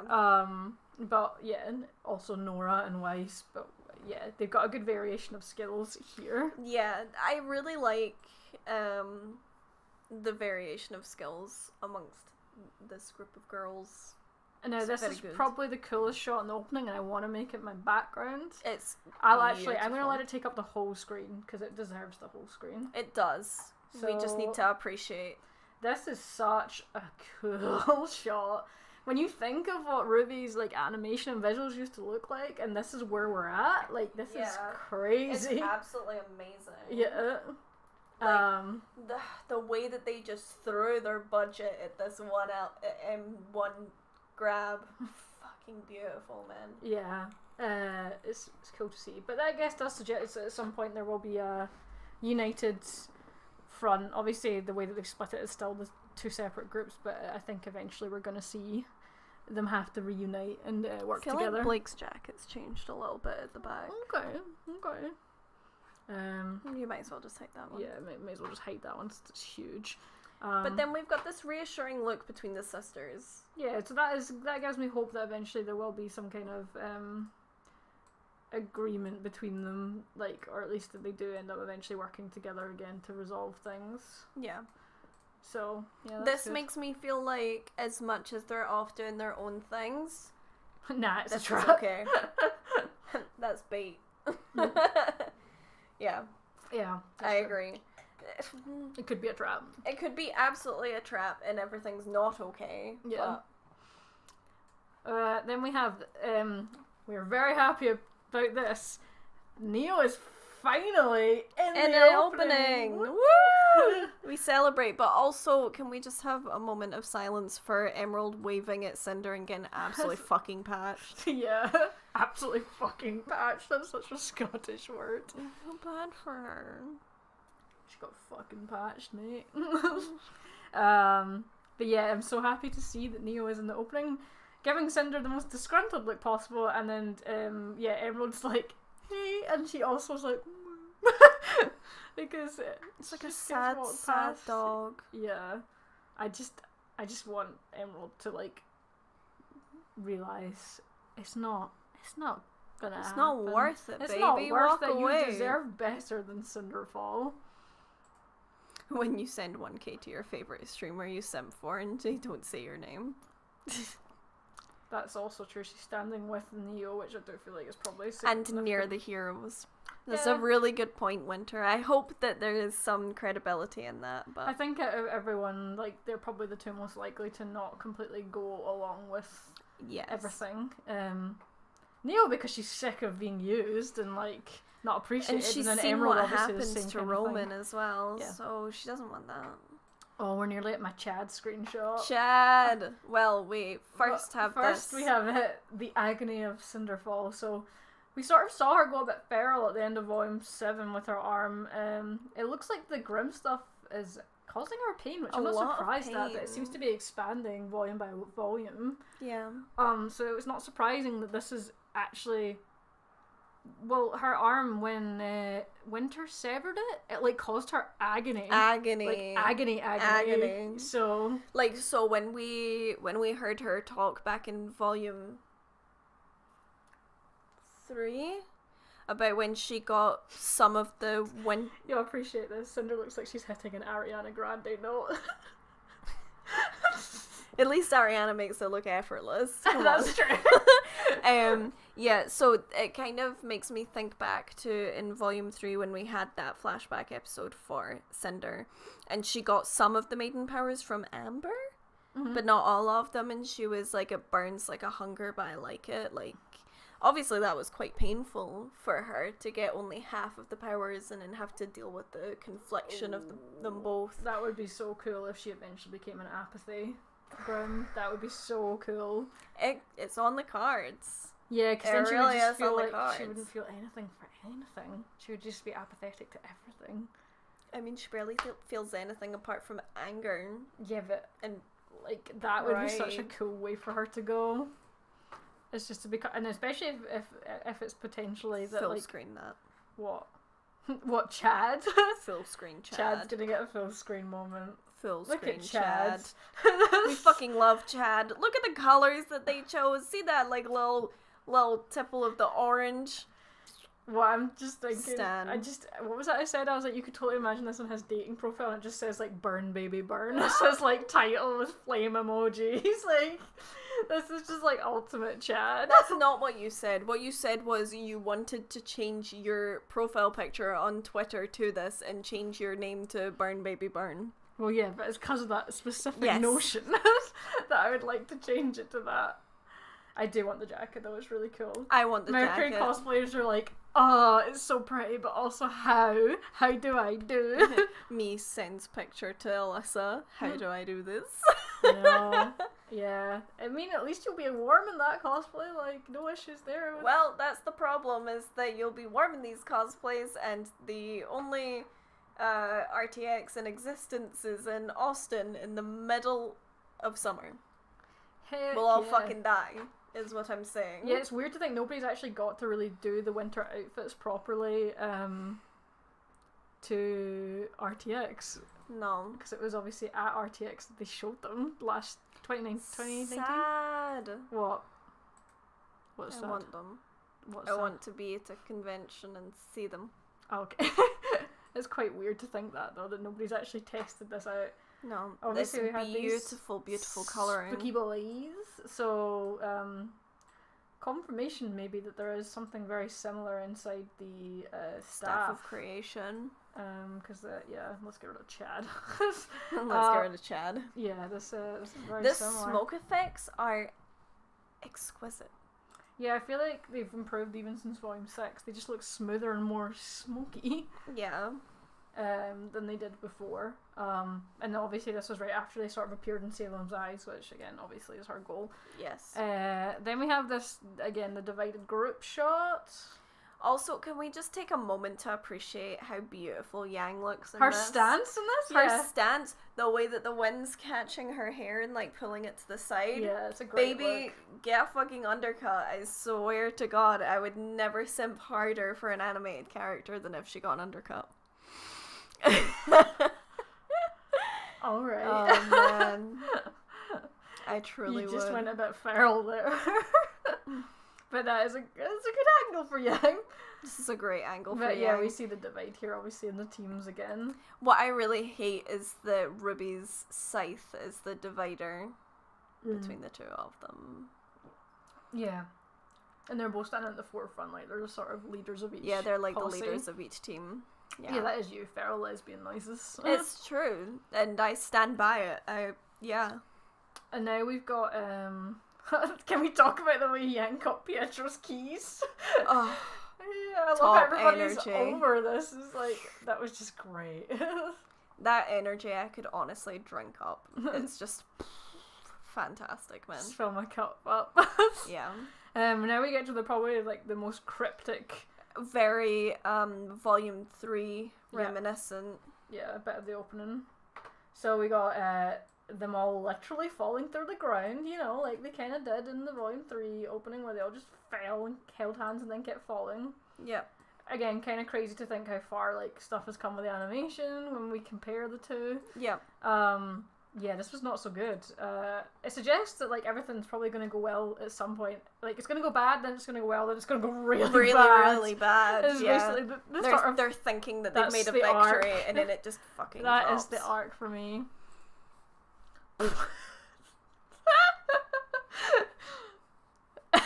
No comment. No comment, because there's nothing to deny. But then, see these, like, trails of light? Yeah, is that hope against the darkness? Yeah, there is brightness in the dark. It's very much that when it's dark, look for stars, you know? Some I was looking through Tumblr to see what some people had posted, and somebody said, and it made me laugh, that it's like the Team RWBY have just got too gay that they've basically just been thrown into like space hell. And I was just like, I don't know why it was so funny. That's what this visual is. Wait. What? Flip this the other way around and we have an Among Us meme. Okay, I don't think I can flip it. I don't think you can flip it, but like if they were going that way, yeah, this is an Among Us meme, and you can have like Sauce. Yang was ejected. Sauce. Yeah. All right. We got this really cool shot of RWBY reaching up for the staff, whilst Grimm just grab it from her. Yeah, the Grimm was like covering her hand as well. It wasn't even like it was trying to pull her back, it covered her hand. Yeah, it was to not pull a good it away. time. It was not a good time. Cinder's hand, do you think? Her hand is very much it's like that. very similar. There was a few hands, but yeah, Cinder's Grimm arm is super similar to that. Yeah. And they do also have an apathy look with it. Man, I'm kind of on this. Cinder is going to turn into an apathy Grimm thing. Yeah. I love it's a good this meme. theory. like, I now want to see that happen. Yeah. But it makes me question, what if the apathy are actually human? Like, it's other experiments in Salem's. This is just going off course here. But that'd be cool, wouldn't it? Deserves its own theory video. It really does. So this was probably the oh, blink and you miss it part of the opening. So, as someone pointed out earlier, the unscored out says happy ever after. Yeah. And then scored out is very different. Yeah, happy ? Happy. And then I've got never again. I've got the next one. Just put them all up. I was gonna say I'll put them in a little row, just because I can. Ooh, last one. Got him. We're so good at technology in this stream. Yeah. Oh, don't it make a pretty picture? Isn't it absolutely beautiful? Oops. Yeah. Happy never again. Yeah.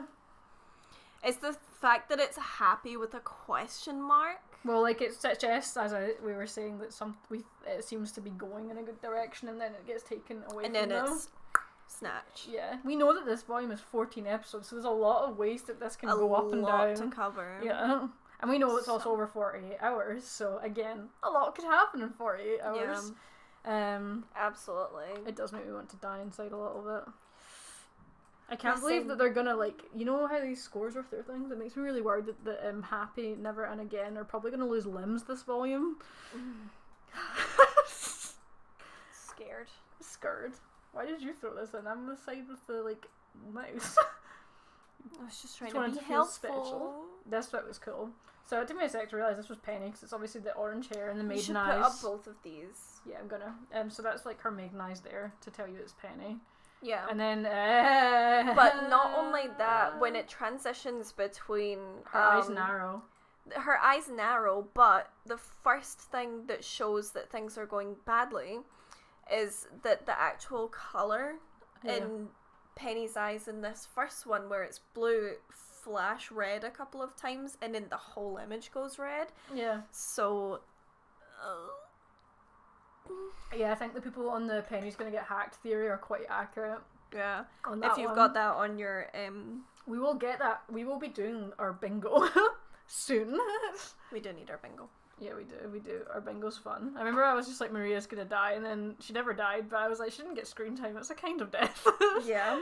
And then we've got this cool shot where all the weapons all sort of fall and evaporate almost as they land. Do. They evaporate as they hit the ground. They liquefy almost. Apart from Ruby's scythe. Ruby's scythe is the only thing that doesn't liquefy, because it then becomes the ending shot. Yeah, which gives me major anxiety. We were rewatching the episode earlier, and I was just like, what does this mean? This end shot, like, it's so dark, but what does it mean? Like, I need to know. Because it doesn't mean good things, obviously. But what could that possibly mean? Like, so that is us done our screen grabs, because that is the end of the opening. So what are your theories about what this end shot means?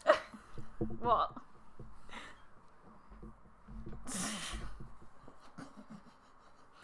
Let's see. Ruby gonna die? Don't think so. Ruby loses her eyes. We're still on this one.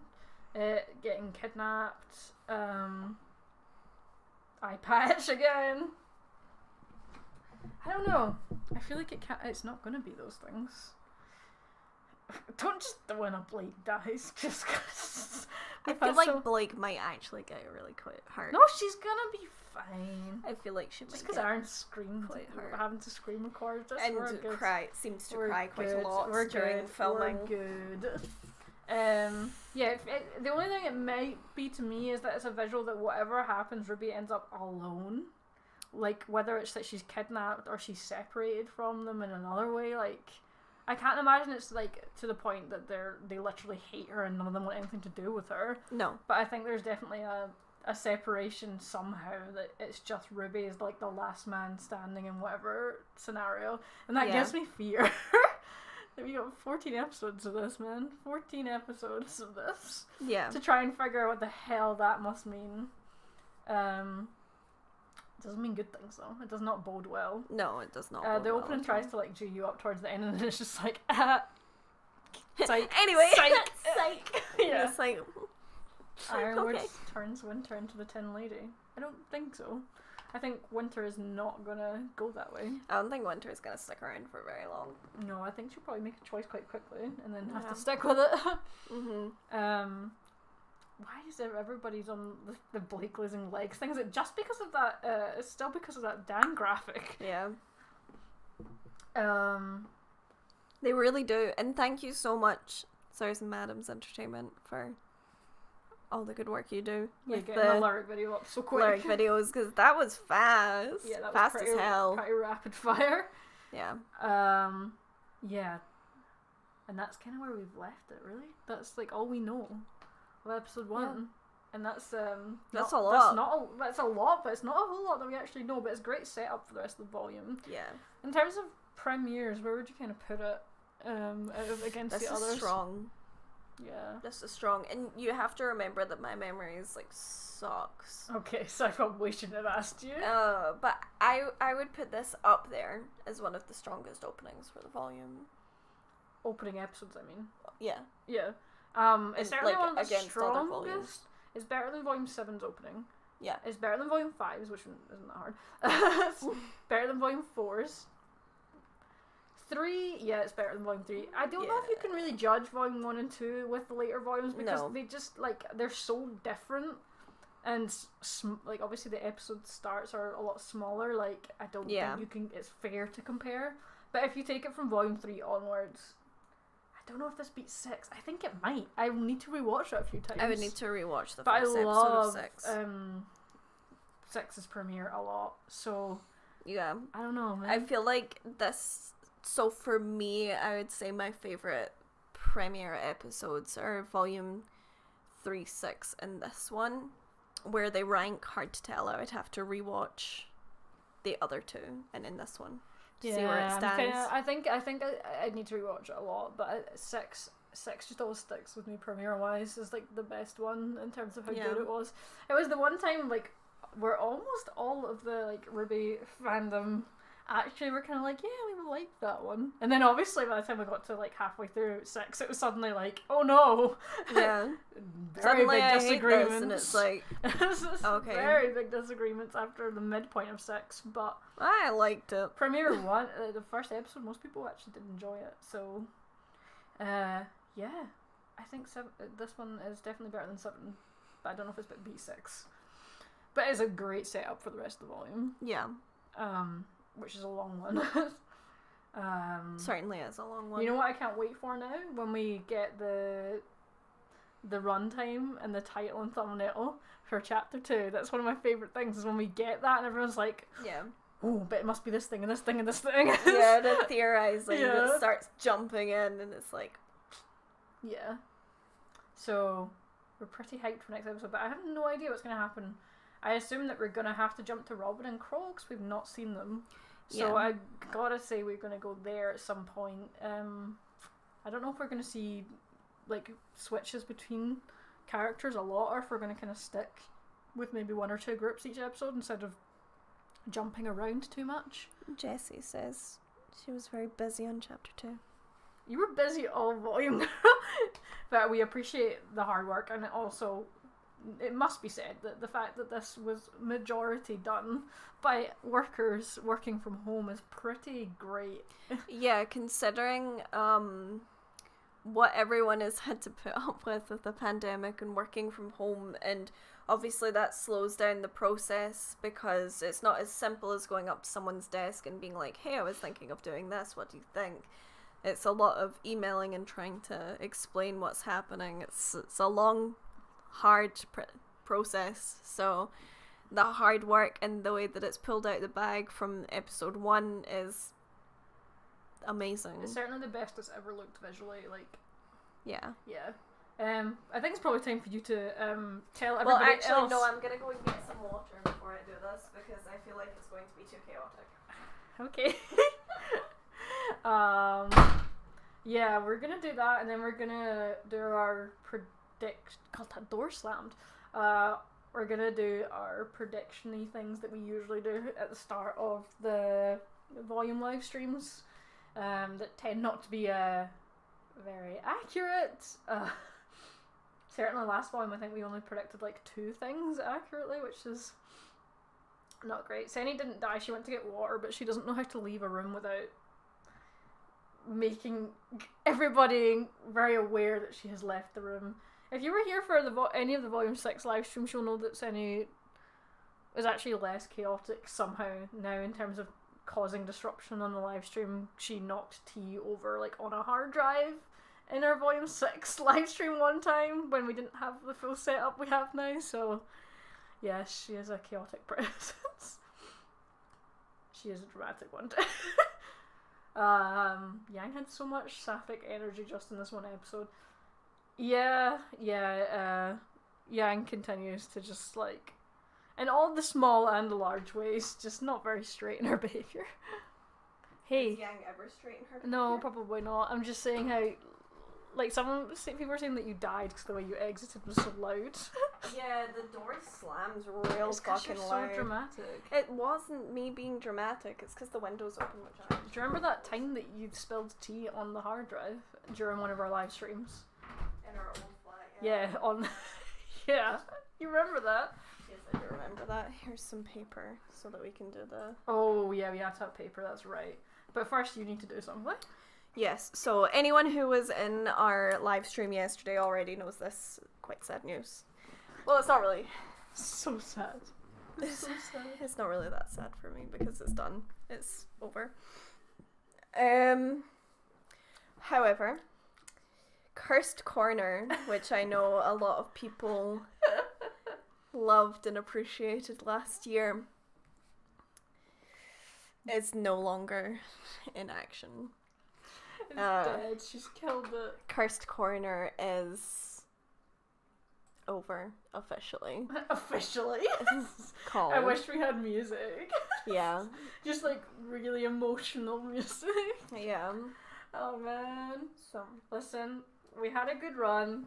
There's nothing more cursed to be done. There's no more characters that we could possibly put together. We've kind of done that. So yes, listen, it's over. Cursed Corner had to die for Joe Biden to become president. Yeah. That correlation, not a coincidence. Not a coincidence. Just like zoom into you on the camera. Oh man. Winter, I know that you're sad because as a Scorpio, I know that you would absolutely love the content, but I'm very sorry to announce a blood sacrifice. But not really. Yeah. Yeah. It was good while it lasted. It's lasted, it's done. So. Yes. But there is something not the same replacing it. We're trying to think of some ideas. Someone did suggest like an art corner. Yeah. Which I would like to do, but it would be a lot of effort. Like, I'd obviously want to get permission from the artists, and I don't have a lot of time during the week to, like, message people and stuff and organise that, so, as much as I would like to do that... That's something that I could potentially pick up on, though. I can't really see that working, just in time-wise. So I'm saying the wholesome corner. I mean, we do have Jorah, so... Yeah.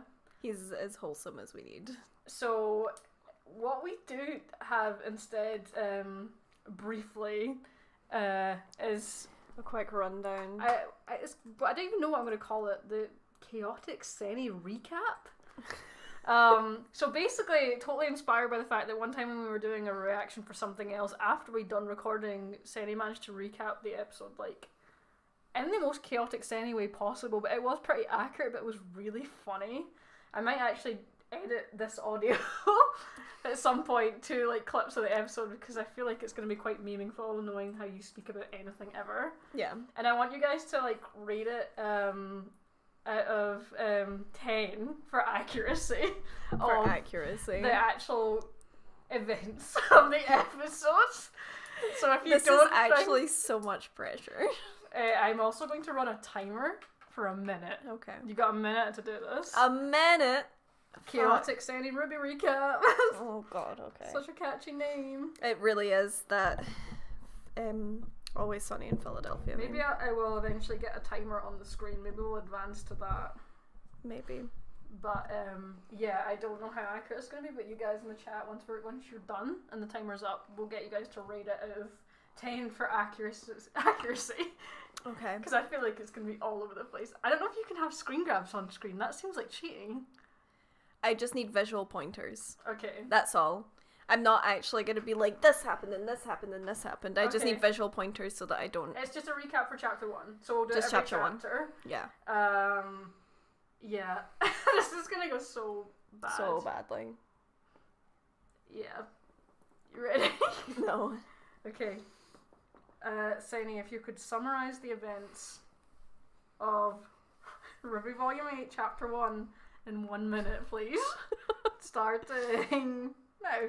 Okay, so it's a black screen. It opens up, and then we see a child that's like scrubbing the floor. It's Cinder, but we don't know that for sure yet, but it's definitely Cinder. Then we have some trauma movement. We've got Neo flying towards a whale. It's really scary, but we're going there. There's a big visual difference in size. And then we get into the whale. Neo's like, what the fuck? Because there's just this like throne in the middle of a whale. Like, what the fuck? And then Tyrion comes in, talks some shit. We're halfway. No! Oh my god! No! Emerald and Mercury come in. There's a whole stramash, and then they pick up Oscar, and then there's a whole fucking mess between the sisters. 1 minute is way too short.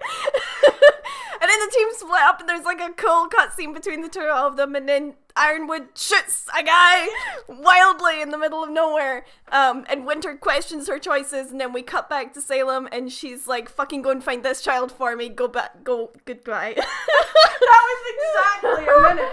That was exactly a minute. When you were like, you're halfway through it, I was like, ah! And you were still on like the throne room scene. I was like, Jesus. A minute's too short. No, a minute makes it funny. So, a minute is gonna stay a minute. Oh my god. So, guys, how would your rate? Oh my god, this stress was so real that I need to open the window again because I'm so warm because I'm embarrassed because it was too fast. Even needs to be fast. Can I get a rating out of 10, guys, for how accurate that was to the episode?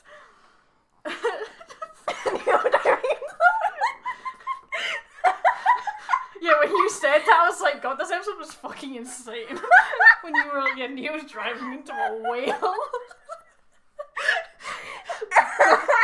Go open the window. Oh my god. I'm actually crying. It was too much. Oh man, I can't wait to try and edit that to the episode footage. I don't even know what to call it. Chaotic RWBY recap. I think it's the only thing. 1 minute chaotic RWBY recap. Oh man. Whew. I can't wait to review that footage. I was just trying to channel Shark Boy. Yeah. You did, I think you did. I think you did manage to hit most of the stuff. There was a large part that I missed, which was the Aesop's crying over Clover. That's true. You went from like, oh, the sisters are fighting, to Ironwood just shoots a guy. Ironwood just shoots a guy. Like, what? Oh man, you got a 0. It's always Sani and Remnant. Zally. Shark Boy would be proud. Although you really lost seconds. See in the middle when you hesitated when I told you the time, you lost about 5 seconds from panicking. You can't tell me times. Because you were just like, oh no, oh shit. Oh, and I missed Yang sitting like a gay. Okay. I think you did a good job. A minute is short. You think I should maybe expand it to a minute 30? A minute 30, I think, would be better. Okay. Because this was only episode 1 of Chaos. That's true, it could get worse. It could get more. Yeah. It was, yeah, I think a RWBY Rapid Recap would be probably the best title I can think of for it. Yeah. I'm gonna have fun editing this. Apparently it has to stay a minute for Ultimate Chaos. I do think, part of me kind of wants it to always be a minute. Now that you know it's a minute, like, you're gonna go quick. I just can't wait to do like a zoom in shot where you're just like Neo's driving into a whale, like what the fuck, and just like zoom and shake. Oh no. Yeah, that was pretty great. I think we'll keep. I mean, obviously, Curse Corner was a lot more thought process, but I quite enjoyed the rapid fire chaos of that. Was the thing is, Red Riot, is that I just swear all the fucking time. Well, especially when you're stressed and panicking. When I'm stressed, it just every second word is fuck. Yeah, that was actually bang on a minute. Man. So well done to get to the actual end of the episode. Without when I start to panic about the time, you just need to cut back to me flapping. Yeah, it was good fun. So I think we'll probably keep that. But it's time to whip out our random RWBY VHS thing from RTX 2019 and put our little predictions inside. We don't have any in here now, do we? From last year, and we seal this and secure it. Secure the payload and don't open it again to the last episode, which is going to be 14. So probably. So it's going to be like February next year. 3 or 4 months. Isn't that mad? We could literally be almost back to like March. We could be in a new house. Wow. Wow. Wow. Also, I feel like my brain just fucking died. Yeah, what was the minute recap just too much? You literally like said .exe stopped working because you've just overloaded your processor. Yeah. Like when you were like, yeah, we need to like now write what we're gonna put in the book. I'm like, with what fucking energy? Recapping RWBY faster than Ironwood shooting people. Yeah. I did blue screen. It's true. Yeah. No, do you know what's going through my head right now? This will show people's ages real fast. You know when you would be connecting to the internet when it was the old AOL setup where you would plug it into the phone line? I never had a computer like that. So how? Oh my god, so you were really? Clearly a peasant. Oh man, it's probably because you lived like in the wilds. Yeah, it's true. But you know when you would be connecting to the internet and the AOL sound would be like that is exactly what the fuck it sounds like in my head right now. I'm so tired. Yeah. Oh man. 6 months on our Patreon. That is madness. I was actually checking the other day how many people have been in there for ages, and it's crazy how many people have been in there for ages. How are we sitting on our Patreon? No, we don't need to do okay. that. I'm just curious. After stream thing. No, I know. I'm just curious how many it's jumped. Time to make our predictions. Okay. Bro, take the box. I'll do mine. Okay. So we get 5 each because we had 5 each last time. Can I just put Maria dies again? Just like wait and see till it happens, and one time I'll be right. What did I do things? Winter will switch sides. She gonna do a big switch. Sides, yeah. Happy Huntress breakout of prison. Yeah. Happy Miyuki, I like that art you just sent me. Nami doing it good. Happy Huntress breakout. What else? You gotta manage the stream here while I do this. No, I know. I'm just letting you do your thing. No, you manage the stream. I know. I love how like 50 people left after the recap. It was clearly too much. The recap was obviously too chaotic. It was quite chaotic. Do your thing. Yep, you keep the stream. I will keep the stream. How are y'all doing tonight? Emotional B reunion. Because just putting manifest and that. Yeah.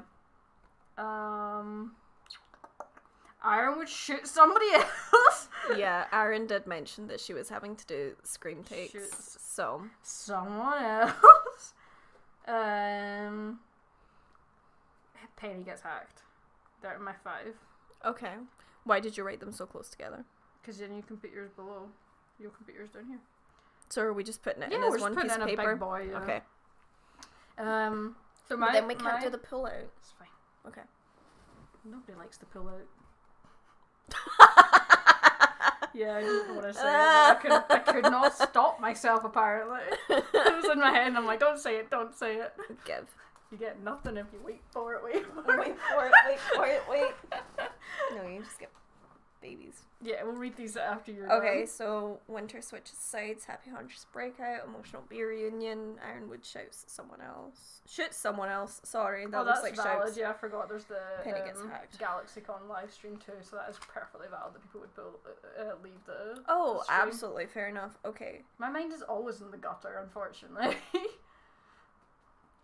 So you got some good ones? I have started off strong with bee kiss.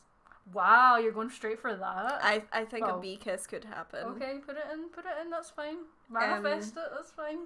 Put it in the box. The box doesn't help. None of the stuff basically happened that we put in there. It doesn't make anything happen. Maybe it curses it. I'm also gonna put on here major character death. I don't know who, and I don't want to theorize who. Can you put down like a couple of names with just letters? Like, give me like your top 3 most likely with letters, and then we can go back. Yeah, manifest your dreams, guys. Okay. I mean, I've put a major. She's a major character to me. You can't read the name out, so. What? We're gonna read these at the end and see what they put in, and then we'll never talk about it again for like 14 episodes. God, my brain is really not engaged. It's because you tried to. You went too big brain, and now your brain can't cope.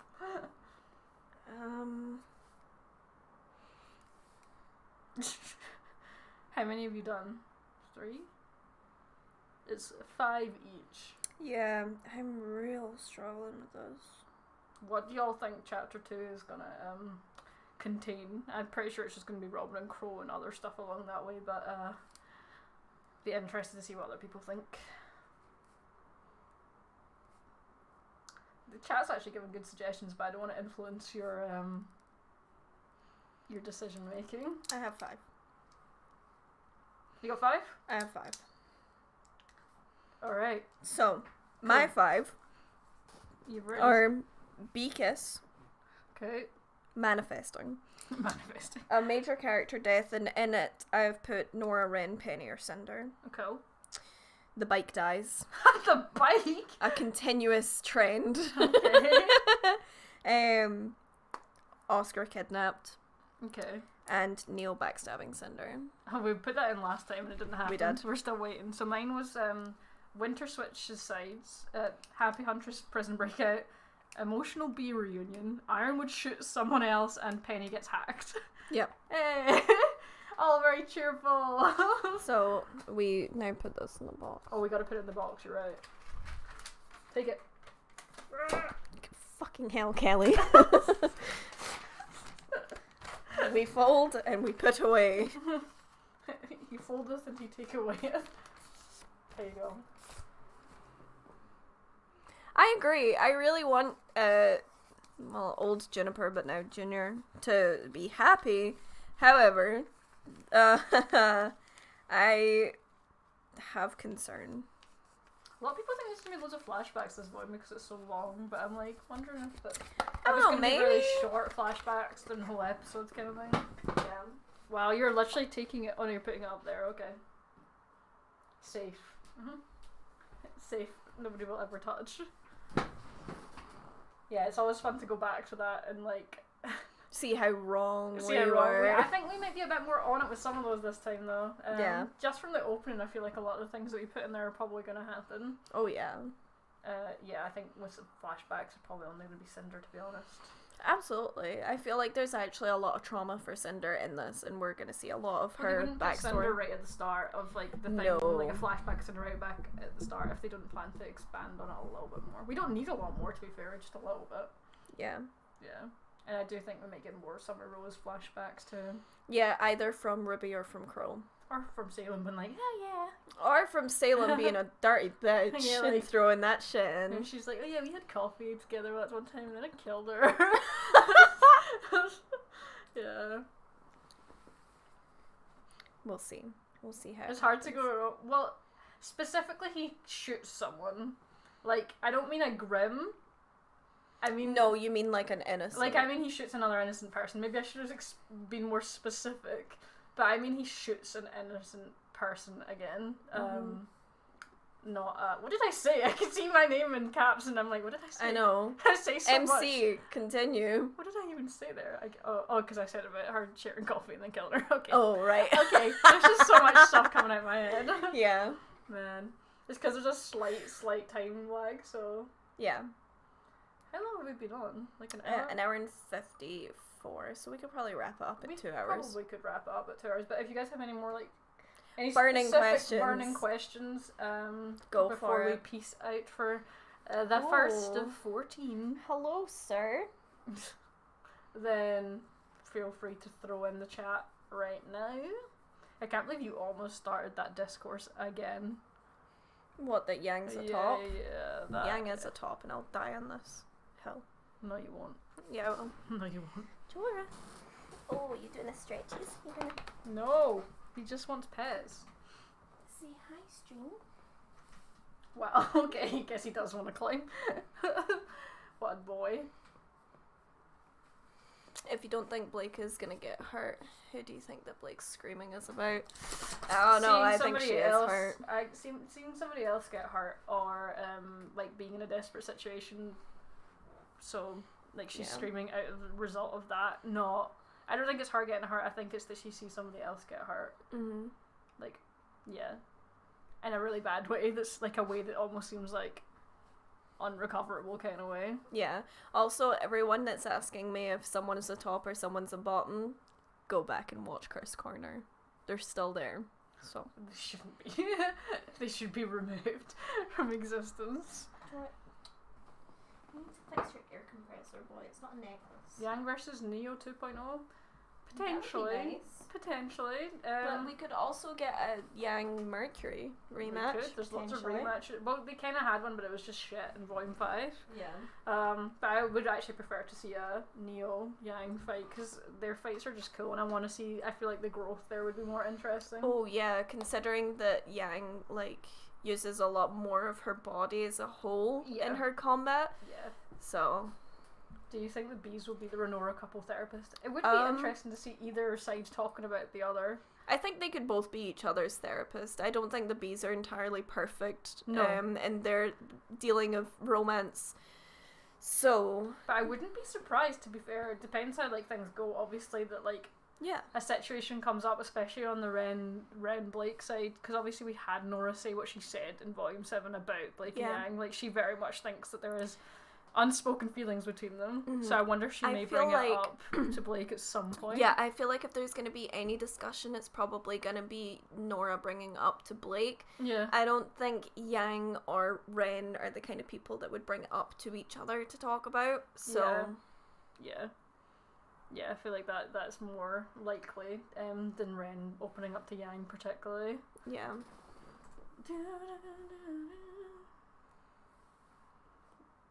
We know that RWBY breaks this volume. How do you think it's going to happen, physically or mentally? Why not both? Why not both? Trauma and all that. I'm still really on board with this eye theory. I just think it's quite possible. I just think it's neat. And also I definitely think she's going to have a mental snap. Yeah. I think that the ending of the opening is kind of telling of that. Yeah.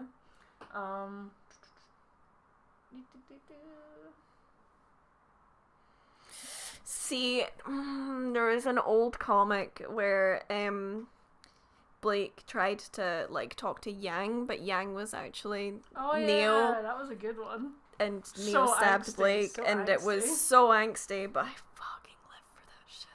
Do you think somebody will get hurt protecting Oscar if he does get kidnapped? Possibly Yang. Maybe. It depends how hard. I mean, she looks like, from the trailer, it looks like she is like pursuing at speed herself. Yeah. So it might be. Like, she gets quite Jean and Ren are behind her. They are in hot pursuit behind her. She's obviously just more confident on a bike because she's...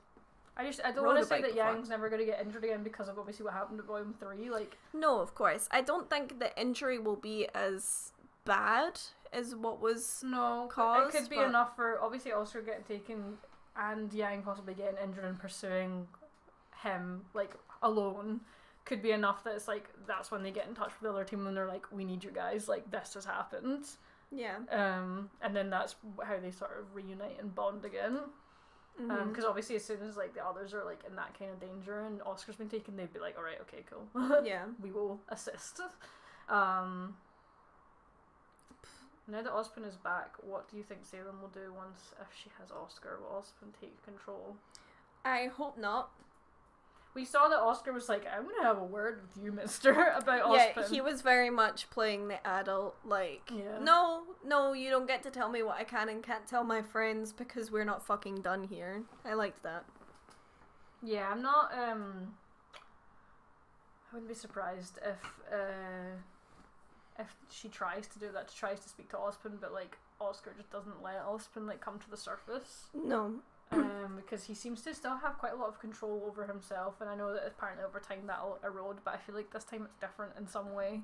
There's a major difference, I think, between Oscar and Ospen than there has been with previous Ospens. So. Maybe. We don't know though, it's hard to judge, but I get the feeling that it might be, because we still don't know Oscar's semblance completely. Apparently there was a big hint of it in the end of Volume 7 that like it's basically happening, but you don't know it's happening. Yeah, and he probably doesn't know what's happening either. So I'd be interested to see what that actually is. Yeah. But that's 2 hours. Is that 2 hours? Yeah. One last question. We'll just take that one. How far do you think they're gonna take the Yang RWBY Anks? Do you think they'll fight at some point? Potentially. No, as I don't sisters. see them physically fighting. Not physically. I mean, like a kind of tiff, if anything. I don't think that it's something that'll get physical between the two of them. No. I think not. I think that's unlikely. I think they'll up it for a while, but at the end of the day, they are sisters.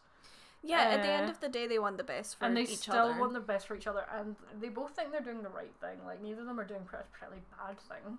No. So I can see them eventually coming together. Like, it just might be, like, a rough ride to get there, because it is hard seeing them fight like that, but it's normal for siblings to fight like that, especially in such a high-stress situation. Yeah. So, yeah. I think other than that, we're probably good to wrap up, but, thanks for hanging in the first of these. Of one of 14. So we got 13 more of these to 13 more. So we'll see. Yeah, so that's going to be real interesting. Hopefully we can keep you company over this weird period of lockdowns and not lockdowns. And if Scotland does end up going into another actual full-scale lockdown, then at least we've got something to do. Oh, I've got tons to do. I have lots to do other than this. Of course I do as well. So I will always be occupied. I mean something exciting to do, not work. But it is really fun to come back. We always enjoy doing these, and it's always sad when we end them, but especially with this year, we've been looking forward to this normality a lot. So yeah, and it's really nice to be able to connect with you guys the same way as we have, despite obviously not being able to see a lot of you at RTX this year like we'd hoped. So yeah. Yes. But if you want to like see us rant about whatever, get our Twitter there, it's right there. Or if you've not seen our reaction and you really just can't wait, you can get on our Patreon obviously there as well. But the $5 tier. Other than that, I think it's probably time to go. And real excited for next week. It's gonna come probably quicker. I mean, this week has been agony. This Tuesday to Friday, agony. At least time will move again a little bit now. So MC. I see that. Anyway, enjoy. We're gonna go have some more wine, probs. And maybe rewatch the episode again, probs, and try and see more details. Anything else you need to say, Sandy? You good? Nope. You guys, peace out. Just peace Ready out. to flip side this bish? No, it's your turn to flip side. Flip it. Yo. Flip it, yo. Flip it, Take yo. it back, daddy-o.